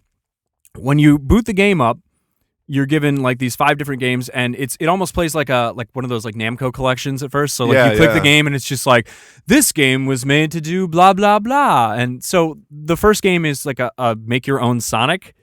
So you go in and you can change the head size and like stretch out the arms, and you just make a really fucked up weird Sonic. The next thing is like Sonic Movie Maker. Yeah. And Sonic Movie Maker that's like the meatiest game portion, but basically your objective is to find the camera in these little levels and then video record Sonic. It's very strange. To say the least, because it's just like creepy ragdoll Sonic. Yeah. And at first you're like, oh, this is fun but weird. And then all of a sudden it gets really, really dark. If you think Goat Simulator is broken and weird, you need to take a look at this. Yeah. So at one point, like I made a video of this, and I was joking in the first level. You made a video of this? I made a video, and you can go to youtube.com/Optimism Vaccine and check it out. Is it on Optimism Vaccine It itself? is also on optimismvaccine.com, so you can go there. Okay. Anyway, so I was joking around in the video, and I was just like, oh, it's almost like I'm making like a Sonic snuff film, because I was just like holding up his ragdoll corpse and like holding the camera in his face. Right. And then the next level after that, you're at a seedy motel, and like Sonic is having an orgy, and like Tails is dead on the ground. It's really fucking weird. And then at one point, you like have Sonic strapped to a chair, and you're feeding him food, and he keeps getting bigger and bigger.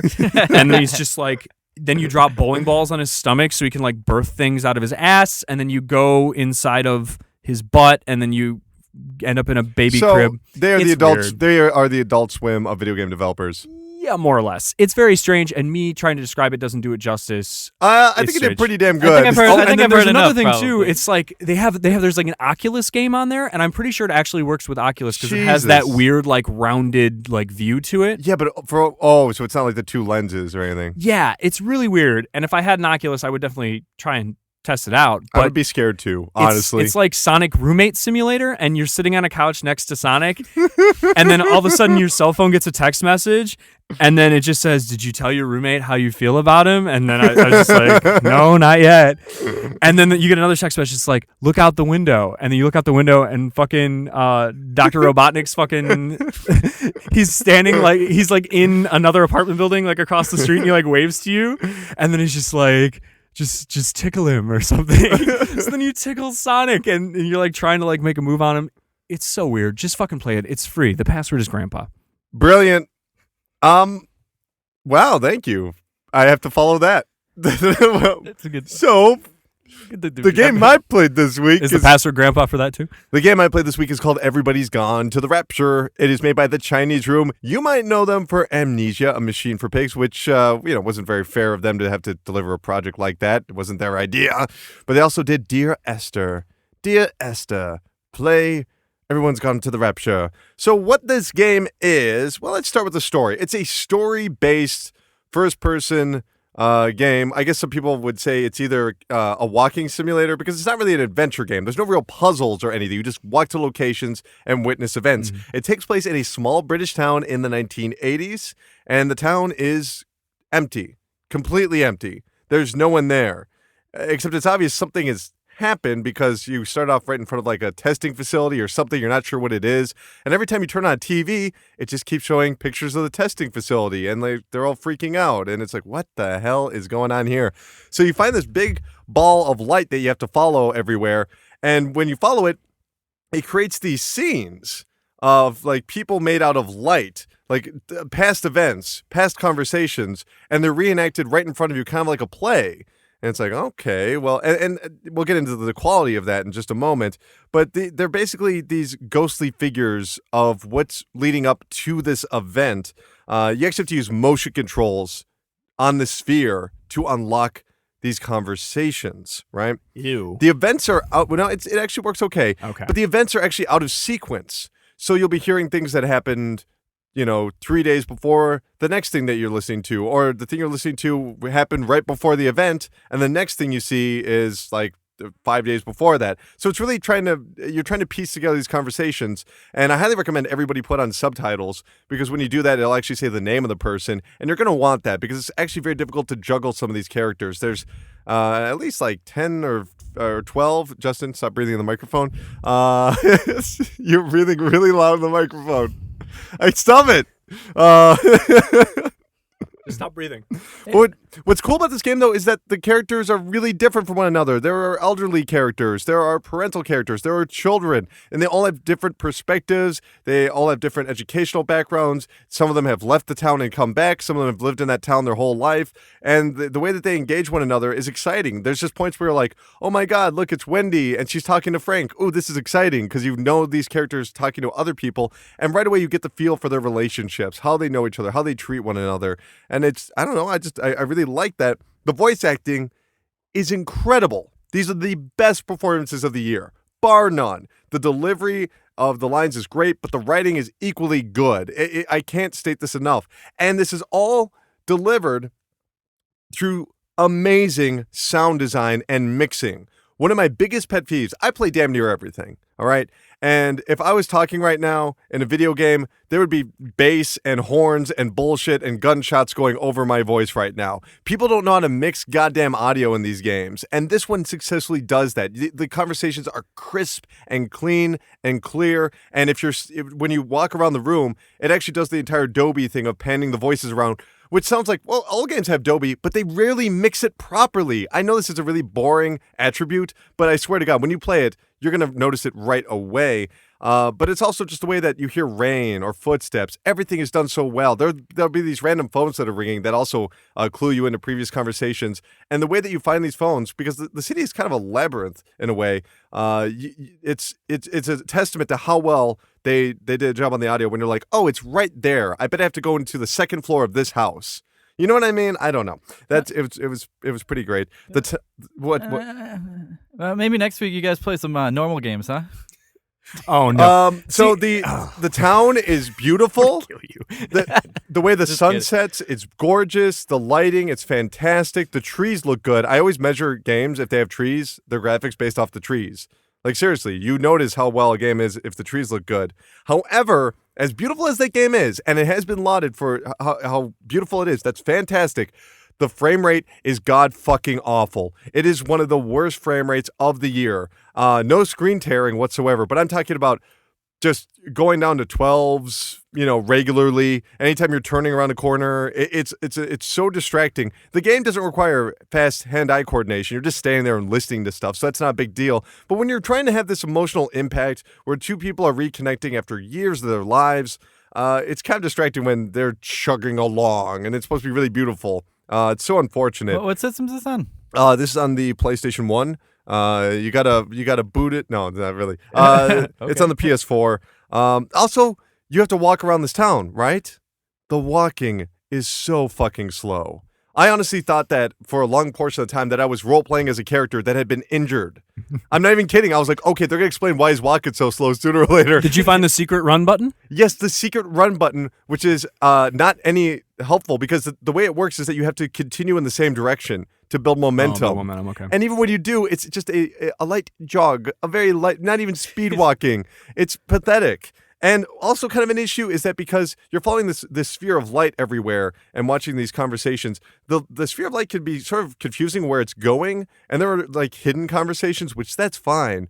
But sometimes it's confusing where you're supposed to go to the point where you can break sequences because every environment is set around an individual. They'll actually have the name pop up. And I actually skipped an entire person when I was playing the game. And then I went back and was like, oh, God, I thought for some reason there was just no resolution to that story. Because it led me down a road that just led you into the next one. I mean, it's literally a straight road. How would you not do that? Maybe the game designers intended it that way. Well, not really, because you could actually finish the game early if you took the left road. Like, it's really infuriating because they're trying to punctuate the story in a certain way because despite all these small conversations, each individual, their story does have an ending that it's very obvious. They do the whole thing where this lights go down, then you're walking around candles. It's very gorgeous. It's fantastic looking. But, when you go out of sequence, that's damaging, especially when you're going to have to go all the way back and the walking takes so long. I don't know. I don't know. I got to say, though, the voice acting is the best voice acting of the year, best audio mixing of the year, best writing of the year. Can't say enough good things about it, but at the same time, it's like, dude, just, when I play a first-person shooter, I set run to cap locks. That way I'm always going extra fast in Quake 3 Arena.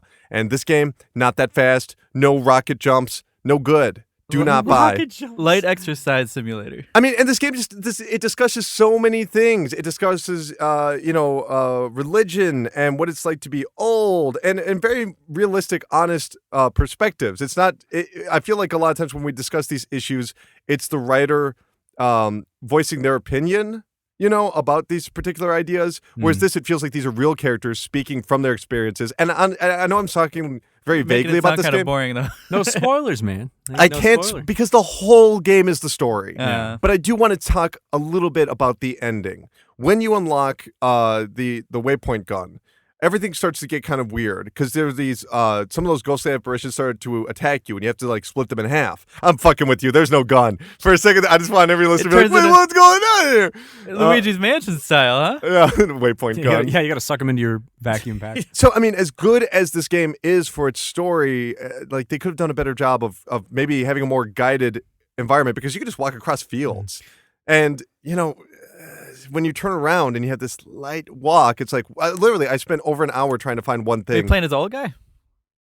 Shut up. I'm not going to tell you. I'm not going to tell you anything about the story. Yeah. Because the whole game is the story, and this is really one of those things where all I could say is that everybody's gone. You have to find out. You're probably going to find out what happened very early on, but the why it happened is far more fascinating than it initially appears. This is a story that has elements outside of reality, but it has such a grounded, realistic tone in its characters that seeing how they experience these events, I don't even want to like give a slant to it because it's so gorgeous and wonderful, but that frame rate is god awful, and for the love of God, speed up the walk time. I know they're putting out a patch soon to kind of patch in the secret run button so people know that it exists. It needs to be faster. It's so bad. Yeah. So do you think they're gonna maybe increase the game speed a little bit too? I think people are saying no. You see, they want you to experience it slow. They want it to be mindful. Maybe, but I'm gonna guess because the fucking frame rate can't stay steady. That's probably why it's going so slow. When we had a regular walking speed, I think it was probably running at 2. Well, I know, Dear Esther seems like that was a similar experience. I'm guessing. I don't know if you played Dear Esther. I played I know it's a short game, but I just booted it up to see what it was. But basically, same type of thing. You're experiencing a story over a linear path, and I don't like to call them walking simulators. I like. I saw somebody call them make your own adventure games. Oh God! Which I think is a better thing. It's less derogatory. Now, no, go on. Sorry, I just interrupted you. My voice cracked. Yeah. But yeah, it seems like they're probably gonna have to patch it anyways because the other thing I've been reading from some people is like the orb has been glitching out and. People were like, "It's not really." Wait, like where am I supposed to be? Like it gets stuck in the terrain sometimes. It's not really. Oh, okay. Because when it got stuck for me, that's how I found out. I just wandered around and realized that I had broken the sequence. I assume if you don't break the sequence, then it won't get stuck. Okay. Because once I fixed that sequence, it never got stuck again. Yeah, this is one of those games that I'm really excited to play because all of the negative reviews that I've read, everything negative people have said about it, are things that I really like. And things that I hate about game reviews, where they spend like 3 paragraphs like, is it a video game? Fuck my you. God. I'd call it a game-like experience. Let me take my flaccid dick and pummel you over the head. That's a pretty impressive flaccid dick. Then that's wow. Hammerhead. Now we have Tacoma coming out from the guys that did Gone Home. Mm-hmm. I want to shout out to all developers. Please don't make this game. Don't make another walking simulator. Stop. This is getting dangerous. I know where this is heading. I've seen it before. If you played enough video games and you've seen that first time Tony Hawk took to a skateboard, and before you knew it, there were BMX and wakeboarding and all sorts of shit going on.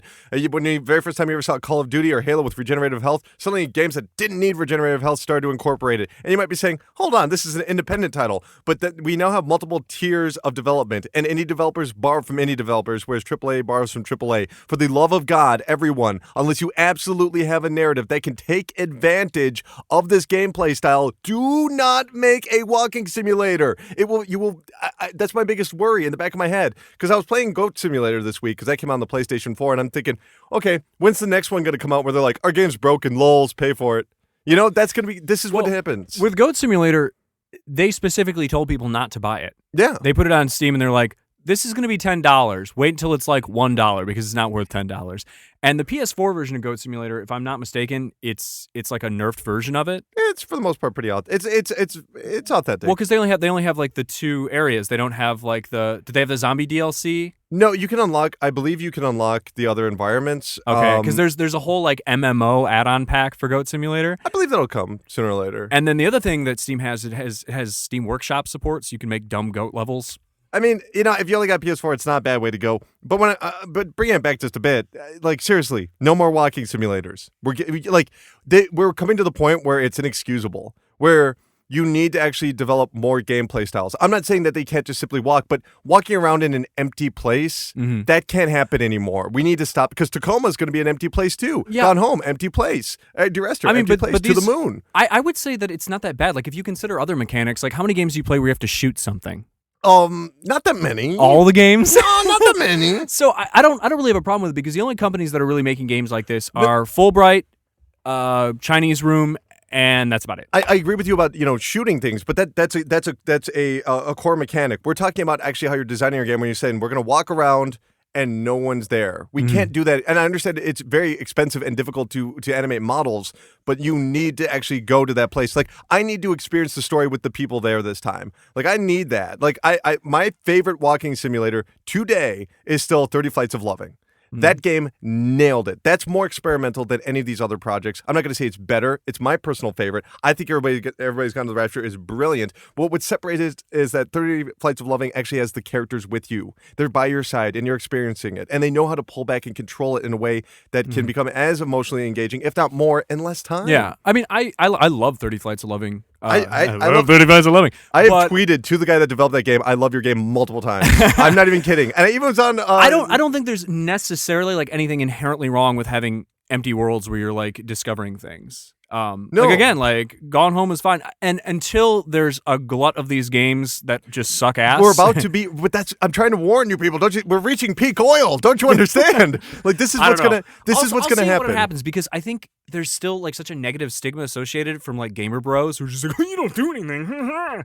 Like I don't see a lot of people like willing to take that leap. You know, I don't see like Proteus spawning a million. Right. Even after Gone Home came out, like Gone Home was so successful critically and commercially. Yeah. And we didn't see a glut of games like that afterwards. No, because but we will. Tacoma is coming. It's the same people though. It's the same people. But it's a bigger title, and this is what's going to kick it off. And so you think Tacoma is going to be the beginning of the end? Yeah, I'm apocalyptic visions from Colin. What's that? It's a city in Washington, right? I feel it. Yes.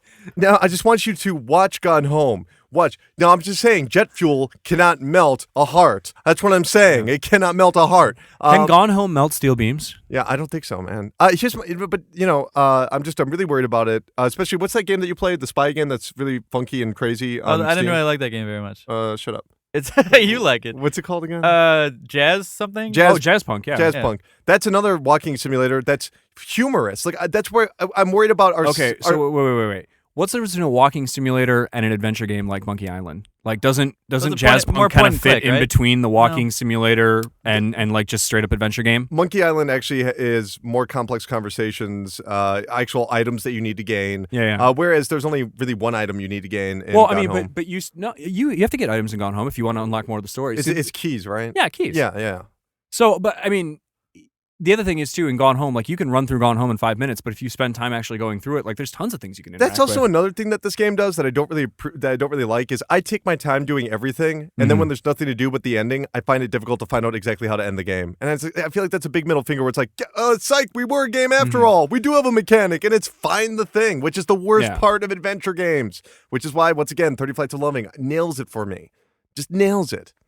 You don't agree with me at all, do you, Steve? No, I mean, I like all the games we're talking about, but I like them for different reasons. Like when I think about Jazz Punk and I think about 30 Flights of Loving, they feel like wholly different experiences than Gone Home and Dear Esther. But they are using that the same concept. They're using the same foundation for their very different purposes. One is about love and we'll get into 30 Flights of Loving. One is about humor. Gone Home is about, I guess, also love and family and coming back. Yeah, personal identity and Absolutely. And Everybody's Gone to the Rapture is actually probably the most ambitious of all these titles because it makes you get to know this cast so well that by the end of it, you really feel like you knew these people. Sure. And I'm just in the back of my mind, it's so good. Like there were points in that game where I was getting upset that I couldn't fully enjoy it because I was too busy thinking how good it was. Literally happened to me.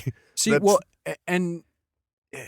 again, it's hard too because I can see there's certainly a relationship between like Gone Home and Dear Esther and Everybody's Gone to Rapture, which I haven't played, but just from what you said, you can now, baby. I on that can PS4. now, on that PS4 that I got yesterday. I'm But even within the Chinese Room's own like catalog of games, like if you play Machine for Pigs, I mean it's mostly walking and reading and developing story, but Absolutely. at the same time there's stealth mechanics and other things you have to do in order to get through. And I don't want to make it seem like I want mechanics or shooting or throwing a rock or doing anything. I just want more people.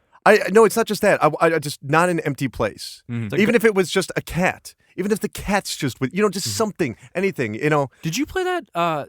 Slightly off topic. That new the game about the blind girl who sees stuff and walks around. That can't be out yet. I think it's maybe Beyond it's not out Eyes? yet. But she's blind. Yeah, and Beyond she can Eyes. see stuff. I don't understand. Yeah, it's like Daredevil, but with color. I thought that wasn't Bullet Tab.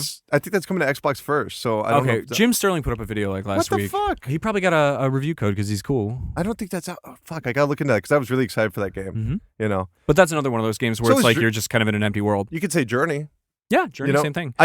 Although Journey has that, I love the mechanic in Journey where like people can just pop in and be your friend for a little while. I mean, I'm worried that we're kind of getting to this point where we're getting this weird in between where the games that were designed to be minimalist are becoming very large. Like Everybody's Gone to the Rapture. It's this big open environment, which I think it's ambitious and it's creative, but it with its running speed, it kind of makes an issue out of it, especially when you're hunting for stories. It's a very weird feeling. I guess my only point of contention is I don't think we're going to get to a level where there's a shit ton of these games coming out. When I think of like cinematic equivalents to this, like. after Tarkovsky put out like Solaris or something like that, we weren't having like what's funny? 3-hour slow burn sci-fi epics. Just watched Solaris the other day. No, I kept thinking of Solaris while I was playing this. Oh, except wow, I was okay. thinking of the superior Soderbergh version. Ooh, hot take. I don't know about that. No, I really like the Soderbergh version, but they're different movies. Very well. I mean, they have the same title, so they are the same. They're identical. The difference is that I don't want to spoil it for Like the show everybody. Taxi and the movie Taxi, same fucking thing. One of them's got Queen Latifah. That's the only difference. and the French movies that are called Taxi, same fucking movie, same fucking show. Taxi Driver is the same. I mean, only time will tell. But I just want to put that out there because I've just seen what happened to Minecraft, and these are very different things. But I'm worried that I've made my peace. I've made my peace. Yeah, actually, you do have a good point with that. Like, stop making crafting/survival games. I hate you. Stop doing it. Stop. I just don't want people stop to making them when you stop buying them. I think if you're gonna make one of these games, you better have some of the best goddamn voice acting available, and this game does. And oh my god, the soundtrack, Jesus Christ, so good. Don't hire me as a voice actor. You Seriously, can do better. Steve, if you're gonna play anything this week, fucking play that game. Like you're gonna love it, man. I'll do it for you. Oh, Better than that Pac-In Batman game that I probably won't unwrap until I'm horribly you say bored. Pac-Man Batman? Pac-In. Although I do like, it's not a download code. It's an actual physical game they put in there. That's really nice cool. of them. Oh, don't worry, you'll be having to download a lot of updates on that game. I figured as much. Anyway, let's stop talking about fucking feelings and love and art. Let's get to the money. That's right. We're gonna go outside for the chart part. Steve's favorite part of the show. The land where money grows Shark on Park. trees. Shark Park. It's where you get Chipotle and go to the park. Yeah, That's right. Shark Park. This is the part of the show we find out which fat cats of Wall Street will tip their top hats towards Lady Luck as we look in all the financial, business, and legal news in the video game industry. that First plural? off, let's talk about Facebook and ZeniMax. Ruh-roh, woof woof. Looks like this courtroom has gone to the dogs. You see, Facebook is currently being sued by ZeniMax because their former employee, John Carmack, one of the creators of Doom and many other projects, he designed a lot of code for the Oculus Rift before leaving to go join the Oculus team. ZeniMax is saying he was on our dime when he was designing that code. You know, John Carmack, who is one of the most genius coders of all time, like on a different level, builds rockets for fun. Not even kidding. Rocket scientist as a hobby. You can't say that about many people. He said, no, I abandoned all the old code. I made it fresh because I knew that this was going to this is going to be an issue sooner or later. Facebook said, hey, we got to dismiss this case, Judge, because they made some errors in their original allegations. Well, George A. Solis, the U.S. District Court judge, said, nope, we're going to let the trial continue. Now that's what I call a sticky situation. And this trial will start on August 1st, 2016. I just hope that Facebook has lawyers. They're in deep shit. Hope they got some. You think they can afford those? I don't think so. Just a little company like that. Johnny Cochran Jr.? Mark Zuckerberg. they can get the Winklevoss twins to represent them. Winklevoss twins. There's from, the the Facebook movie, right? yeah, the Facebook movie. I never saw that. They accused Jesse Eisenberg of stealing the idea of Facebook from them. Oh. And then They're just like two bros. I think they're lawyers. Maybe they're a lawyers. couple of bros. They were on the rowing team. Yeah. Oh, The rowboats. Row your bro. I'm gonna watch that. bro your boat? Oh my goodness! Do you guys play Hearthstone? Nope. Do I sometimes? Do you really? Yeah. What do you play it on your tablet or you play it on your PC? Tablet. Okay. Well, you are contributing to the $20 million that Hearthstone has been bringing in per month. Per month. I'm not. I don't That's a spend hard money beat. on it. The free-to-play game on PC and mobile devices is raking at $20 million. That's $10 million on the PC side and $10 million on the mobile side. I mean, this is, I guess World of Warcraft can go away now. Who cares? Right? Like That's pretty much it. Although you might as well keep that open because you have like such a loyal user base of people. Like, and they got that expansion coming out, too. Yeah, they do have an expansion coming out. And World of Warcraft has gotten to the point where it's not like they're courting a lot of new fans, but they have just enough people who are just going to play regardless. Like Mr. T. Yes, you might as well just keep it around. Explain to me how it's like Mr. T. Oh, he did a commercial. Yeah, it took me a few seconds, too. Sorry, guys. Anyway, thanks for bringing out your old jokes, Justin. You got the bag of old jokes. And just like Mr. Okay, here, I T, got my bag they here. love their mother. Love my mother. Well, Mother, you like no other. I love Mr. T's mother. Dying Light has officially sold 5 million copies. Parkour zombie time. That's on the Xbox One, PlayStation 4, and PC. This, of course, is the Techland game with the parkour and the zombies and the Oh, he said it parkour. I hurts thought he me. said hardcore. Hardcore zombie game. Justin, do you like zombie games? Yes or no? Depends. Resident Evil 2 I like. Let's go back to Resident Evil 2 talk. I like that. That was fun. I had a good time there. The good old days. Her story, my story, Her story? your story? Actually, it was Barlow's story. That's right, Sam Barlow, the guy who developed the game, has officially sold 100,000 copies of Her Story on the old Steam. He had a lot of interesting things to say about how he was very nervous when he released it because he knew right away the first comment was going to be, "No, this isn't a game. Mm-hmm. This isn't a game. Why are you selling? You can't. I'll buy it for like 50 cents. This isn't a game."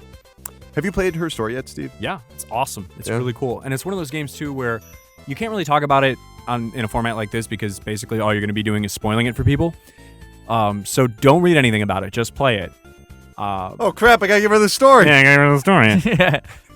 But yeah, it's really cool, and it's unlike anything you've ever done before. It's basically an FMV game / desktop simulator, Windows 95 desktop simulator. Oh, that's That not sounds a game. really interesting to me. That's not a game. You can't play that. Well, did you play it? Do you got multiplayer? No multiplayers, no guns, no shooty bang bangs, but it's also one of those things where as you're playing it, especially if you've played a lot of video games, you just kind of like sit back and you marvel at the design of it, like just the way that you have to like search for keywords and look for clues and all this video footage and stuff like that. You're like, holy shit, like someone actually had to sit down and think of all these possibilities of things you might Google. And then like to find the correct answer, they had to like predict what players would probably search for. And it's amazing how Steve, well it works. I gotta be honest. I'm really worried that there's gonna be a lot of clones of Her Story coming down the pipeline. A lot of FMV games. There's gonna be so many people just Yeah. copying it. It's gonna be my story, Hey, their man. story, your story. Five I wanna Nights at see Freddy's stories. is just, I'm telling you, it's just There we Night go. Trap. Night Trap started the revolution, baby. Oh yes, it did, and I love long live the revolution of You Five love Nights Dana at Plato. Freddy's. She's your favorite actress. I'm worried about King, actually. Yes, King Games. They are, of course, a mobile developer that's not having a great time. Mm-hmm. Not having a great time. I would suggest the listeners pull up the episode where we talk about King Games being like listed on the stock exchange as an IPO, and then you and Yeah. me saying, "Boy, this is a dumb idea. Don't buy Yeah, stock." That was a good episode. I was trying to figure out what episode that was. That was like a year Mad Money ago. with Jim Cramer, Colin, and Steve. Yeah. Buy, sell, buy, sell. Why are you listening to me? Their revenues dipped 18% year on year. That's a loss of $104 million. Their profits dropped $46 million. That's 20% year on year. It's not looking Have good. we learned nothing from Zynga? Hold on, let's give the CEO of King a chance to speak. These results reflect our execution on delivering new content and features in our franchise games and demonstrate the continued benefit from operating global mobile game franchises and the strength of their brands. What does that have to do with losing over $100 million? Listen, Steve, you don't understand. Strengthening brands with Steve. bankruptcy. Steve, the brands, the content, The brand's infamous. global content brands. Colin, what's your personal brand? Well, Tell me you all know, about it. My brand. Mine is Chex Mix. Yeah, actually, I could go It's a for good that. brand. Do you ever get the puppy chow in the bag? Mm-hmm. I had to stop eating that shit because it was just ruining my teeth. I was eating too much of it. Dude, I'm they not- got I'm gonna some say next something. level shit. They have like a dark chocolate mix. It's I've seen fucking that. amazing. Oh my god! You know what? There was this one day where I did nothing but eat Gardetto's Rye chips? the rye chips, and that. And by the end, I just felt like my blood was dying. Like, it was like, no, the blood doesn't want to move anymore. Just turning into salt. Basically. Oh my goodness, I have some good news for people that are worried about, is this going to be the last generation of consoles? Well, guess what? The PlayStation 4 and Xbox One are doing better than the PlayStation 3 and Xbox 360 did this time when they were launched. In other words, 21 months after launch, they are almost 50% ahead of last generation. Mm-hmm. That's insane. Great. That is good. I don't know if that's necessarily indicative of like when traditional consoles are going to be a thing of the past. It doesn't. I I think, think those are like two separate things. no, Because if the PlayStation 5 is a digital service that just streams through my television, that's just as good, right? Mutually. nah. Nah. But I do understand where you're coming from, the idea of streaming, and I do agree with that. But that will require an infrastructure in America of like good internet connectivity. And right now we got people in Tennessee that can't use the WWE network, so I don't think they're gonna be Oh able no, to play. I totally agree with you there. But then you also have to remember that these are companies that don't give a fuck about that. No, well, I think they do because they want the money. Give me that money. You know, that's what they're saying. Wow. I mean, I totally agree. I was talking about this earlier this week with somebody, but It was me. We were talking about this. I do think that if they are able to create a system that will allow streaming, then at that point, like actual 1080p or 4K or whatever it's going to be streaming, then you're not going to have to update your box for another 10 years, and it'll be cheaper Exactly. than it will. And it'll be like server-side stuff, so you just need the box to bring it to you. And I don't want that. I'm so fucking terrified because then all the archivists just lose games all over again. Yep. Well, because it's sad, but it's always more profitable to sell someone a service as opposed to a physical item. Let's talk about what they've been selling us lately when we look at the NPDs. Good news, Steve. Segway of the week. You just helped contribute to Sony being the best-selling system in July, even though you bought it yesterday and it's August. But let's just say you helped there. Is it? Well, it couldn't have hurt. Also, right? I kind of cut in their profits a little bit with how much I paid for it. Yeah, it's true. We'll get into that later. Compared to 2014, this July sold 2% better, but there was a 56% drop in last-gen console sales. So the sales are 2% up. The last generation is 56% down, which means these systems are really selling, like the current generation systems. Also, even though PlayStation took the top spot, Xbox One sales are up 44% year on year, which is great news because the Xbox One is a fantastic system. And now that you have a PlayStation 4, Steve, I'm just going to keep telling you about how you got to get the Xbox One. You got to get that. Nope. You got to play the games. Nope. Steve, play the games on the Xbox One. Justin, you got to get a PlayStation 4. I hear Knack is I'll good. get one. Knack is dope. If once the price is right. Knack is dope, said no one ever. Now you're going to get the back of the know. box quote because you're the only person who's ever said that. Maybe it's dope, but is it rad? It could be rad. They're going to release Knack Collins Game of the Year edition. It's just it's a picture of me with like my hands trying to cover my face. Hi, my name is Colin Tanner, and I'm literally the only person who enjoyed Knack. Let's play another game, shall we? What are the 10 best-selling games in July in the United States, the most important country in the world? Let's find out. Number 10, Call of Duty Advanced Warfare. By the way, they combine platforms unlike other countries like Japan. Number 9 is FIFA 15. Number 8 is Mortal Kombat X. Number 7 is Destiny, selling best on Xbox One for that month. Very interesting. Number 6 is The Elder Scrolls Online Tamriel Unlimited, best-selling on Xbox One. Number 5 is Rory McIlroy, PGA Tour, best-selling on the PlayStation 4. Shut up, guys. Rah McElroy. Number 4 is Grand Theft Auto 5, selling best on PlayStation 4. Minecraft is at number 3, selling best on 360. Number 2 is Batman Arkham Knight, selling best on the PlayStation 4. And number 1 is Lego Jurassic World, selling best on the 360 because stupid children have stupid access to stupid systems. The game is awful. The game is truly awful. But dinosaurs and Legos. Is it as bad as the movie? Ooh, Hot take. That's a burn. burn! You burned my dinosaur! Okay, guys, what do you say? What do you say we talk about the 10 best-selling games over in England? What? Crumpets? Crumpet Simulator. Cheerio. Cheerios for breakfast. Number 10 is Minecraft Xbox Edition. Number 9 is F1 2015. Number 8 is Rory McIlroy, shut up, PGA Tour. Number 7 is Battlefield Hardline. Number 6 is FIFA, all right. Number 5 is GTA 5. Number 4 is The Elder Scrolls Online. Number 3 is Batman Arkham Knight. Number 2 is Lego Jurassic World because stupid British children have access to stupid British games. And number 1 on the Xbox One, Rare Replay. Ooh, that's cool. Nice prediction there last week, Colin. You played that game. Okay, thank you. Yeah. Colin, quick question. Have you actually gotten a chance to play Riri McRib's golf yet? Yeah, I did. I thought it was fine. Some other people didn't like it. I thought it was fun. Well, if you like Riri, you're going to like the game. Shut up, Justin. Don't say that. All right, let's... No, not okay. Want to talk about the best-selling games in Japan? Yeah, let's hear about it. Number 10 is IA/VT Colorful. Number 9 is Animal Crossing New Leaf. Number 8 is Mario Kart 8. Number 7 is Fire Emblem, the new fucking Fire Emblem, who cares? Oof. Number 6 Can't wait. is Minecraft, that's going to be next year. Number 6 is Minecraft PlayStation Vita Edition. Number 5 is Luminous Arc Infinity. Number 4 is Rhythm Heaven, the Best Plus. Number 3 is Splatoon. Number 2 is Yokai Watch, Busters, Red Cat Team, White Dog Squad. Assemble! Number 1, I just love White Dog Squad. That's the greatest name. Number 1 is Animal Crossing Happy Home Designer. Ooh, fun. I hope so. Sounds like a magazine. Let's talk about the best-selling hardware.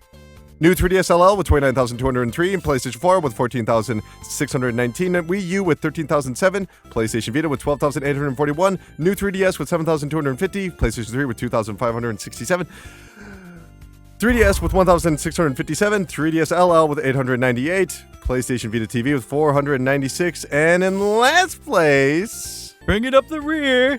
Xbox One with 200. I just can't wait for the day when you're like Xbox One with 12.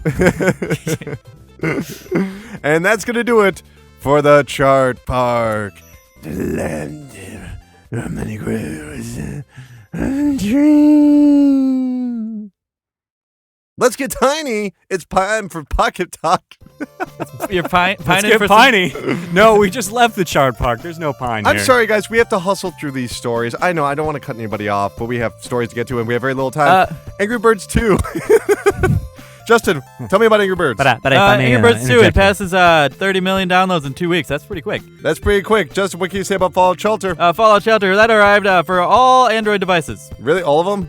Android devices. Sounds fantastic. Steve, what can you tell me about Lara Croft Go? Lara Croft Go hits iOS and Android at the end of August. Mobile title Lara Croft Go is launching. Oh, I just read the fucking story wrong. That's okay. It's coming out August You're 27th. wasting August time. It's good. It's probably going to be like the Hitman Go, which was pretty good. Yeah, that's it. And that's going to do it for Pocket Talk. High fives. High five. That's called Steve Poorly Reads a Press Release. Da-da-da-da-da-da. Yeah, there's the noise, baby. The blooper. I cannot. One of these days, I'm going to go through and just make a supercut of you doing that noise Thank you.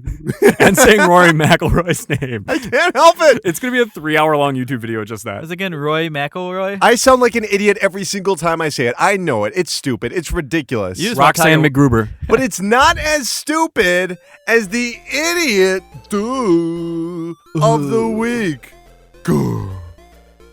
This idiot of the week, of course, is ESL1 Cologne. You might be saying, the Electronic Sports League? Weren't you guys just talking about a couple weeks ago? English as a second language? Yeah. Sports League? So here's the thing. They decided that they were going to not tolerate any more drugs after all those players admitted they were doing Adderall. So they're going to have the Anti-Doping League take care of this by drug testing players at random, which will include their upcoming Counter-Strike Global Offense tournament. There's $250,000 that you can win if you're good at Global Offense. Shooty bangs. Here's the thing. They are going to be testing people with saliva drug tests. They're not testing with saliva. They're not throwing saliva on them. Yeah, they lick them, and if they taste like drugs, they're disqualified. That means that the testers are on drugs. You were concerned about the price of drug testing. We now know they're going for the cheaper alternative of saliva tests, which also, while they're very good at testing people for recent activity, aren't very good for prolonged use. Like, if you test someone's hair or something like that. One of the banned substances, which is legal in Germany, is going to be any sort of cannabis, marijuana. Have any of you ever gotten better at a video game while high? No, never. No. I mean, unless eating a bag of Cheetos in one sitting is a video game, in which case I'm a grandmaster. The new high score. Yeah. I gotta pause this game for a second. Next time they have the Dota International, if that's like a side thing that they do, Yeah. Cheeto eating while stoned as shit. They should just get all the... Do you know what? They should do a test. We should get all the Dota 2 players, get them in a room, get them fucking stoned, and have them play Dota 2 and compare it to how they regularly play it. See what happens. Well, all they gotta do is replace their saliva, though. That's easy. Also, quick reminder, if you're in a relatively new sport that doesn't do drug testing and you like to do cool drugs, specifically ones that help enhance your performance, don't talk about it. Yeah. It's just And if kind of you- a rule of thumb. And if you want to enhance your performance, there's a one blue pill you need, if you know what I'm saying, guys. That's what I'm talking Your penis. You talking about steroids? Yeah. Yeah, penis steroid. It's a kind of penis steroid. Well, I mean, I don't think it matters that they're Painless. banning cannabis, aside from the fact that I don't see how weed could help you be better at anything. And also it's legal in Germany, by the And way. also it's legal in Germany. But a lot of things that are banned in, like, baseball, football, things like that, are completely legal if you're not playing in the NFL. Yeah. Like, I could do HGH all day if I wanted to. I could inject horse semen Steve, into what my are you butt doing cheeks. later? Injecting horse semen into my butt cheeks. Great. I don't want to play H1N1 Fight the Zombies. Horse semen. I'm just saying. So everybody sucks at video games when they're high, except for that guy that runs Mega. So ESL 1 Cologne, you are the idiot of the week. Honorable mention Patrick Kane, right? All right, guys, we have just a few minutes. It's time to look back to the past to find the anniversaries that are going to be coming up in just the next few days with the segment we now call Strong History. Is that a reference to the Strong Museum? No, Oh. it's because everything had weak in the title, so Justin said it should be strong. Oh. Well, actually, it works both ways, so good job. Yeah. Museum's It works on a video lot of game levels. museum. Just don't overthink it. Okay, good. 15 years ago this week, ECW Anarchy Rules was on the PlayStation 1. Oh, that's actually, it's cool because I'm going to talk about ECW Anarchy Rules real quick. 1, there's a character named Balls that you can play as. You can play as a guy named Balls. 2, you can play as Dusty Rhodes, like old-ass Dusty Rhodes, and actually fight as him. 3, there's a death match that you can play where the outside of the ring is on fire, where if you throw the person outside of the ring, they scream out in agony and then just explode. Wow, I gotta look into that. I don't remember that part. Yes, it's awesome. What about 15 years ago this week, the very first Football Manager was released on the PC. Very popular franchise now. They mean soccer. I do enjoy some footy from now. And D2 was released on the Dreamcast, which is actually probably the Mighty Ducks game? kind of an early walking simulator, if you will. Oh, yeah, I do remember that. 16 years ago this week, Legacy of Kain Soul Reaver was on the PlayStation 1. God, what's her name from Uncharted? That was her first game. I'm blanking on her name right now, but look it up. That's an amazing game. NFL Blitz 2000 was released on the Nintendo 64. Hey. That's one of my favorite N64 games. Oh, and this part is going to blow your mind. 16 years ago, Jammer Lammy on the PlayStation. Dun, dun, dun, dun. So good. Jammer Lammy. The Parappa replay part was my favorite. 19 years ago this week, Jumping Flash 2 was released on the PlayStation in the United States, making it the last version of Jumping Flash ever released to the West. Oh. Because there was a part 3, but it's only in Japan. Was that a PlayStation long box game, or was it a... The first one was. First one was? Because Okay. it's got him jumping out of Legoland or whatever. Mm. Love that game so much. Rabot. That was the name of the character. 20 years ago this week, some dumbass game named Chrono Trigger or something came out.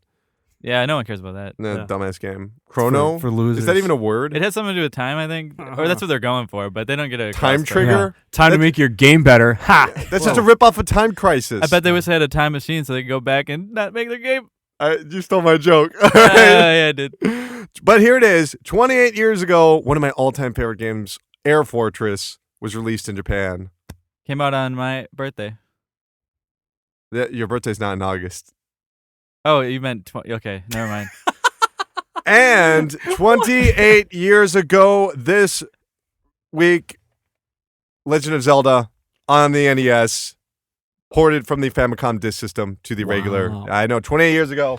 It's And ever another- since then... Beginning people to have- end there.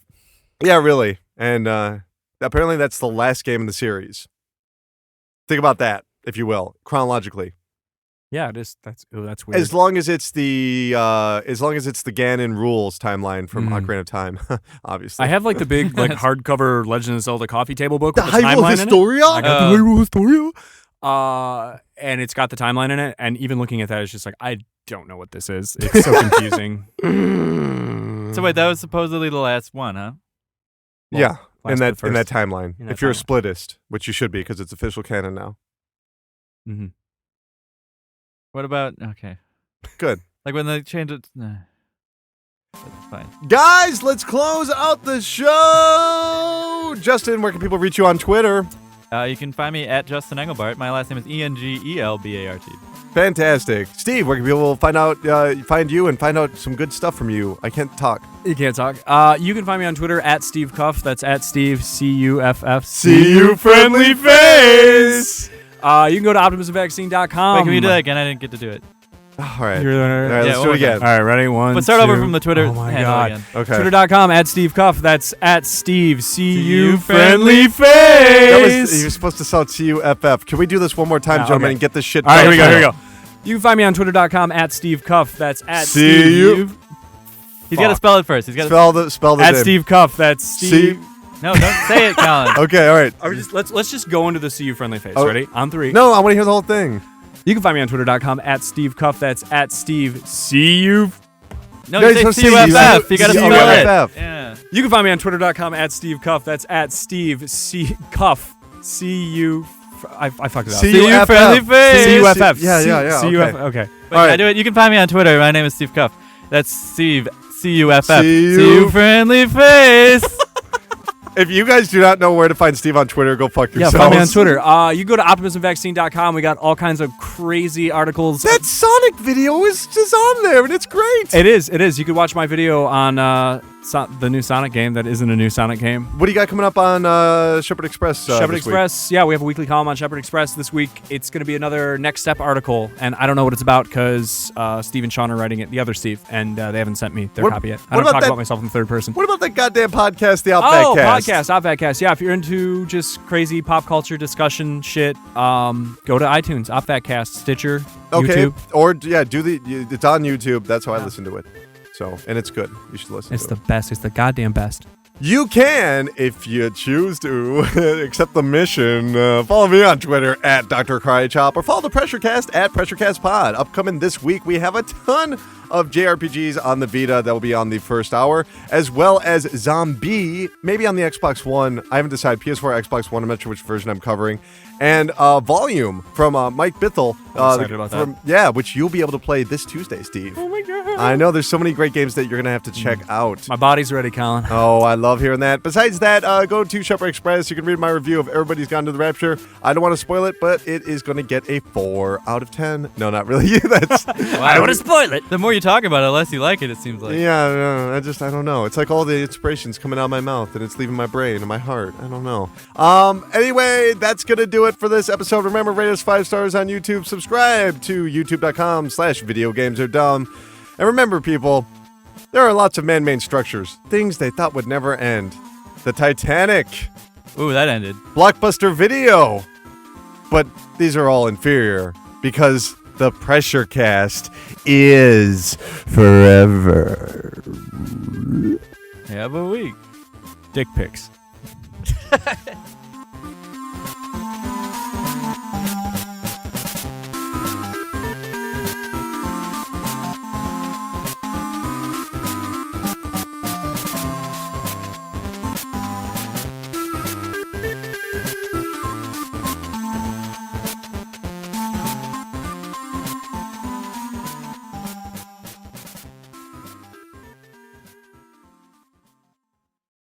Pressurecast, weekly video game news podcast, is solely owned and operated by Colin Tanner. Guests of the Pressurecast are not employees or freelancers of Colin Tanner, the Pressurecast, or VideoGamesAreDumb.com, and are not paid. Music featured on the Pressurecast is property of their respective owners, and no infringement is intended. For more information, email pressurecast@gmail.com.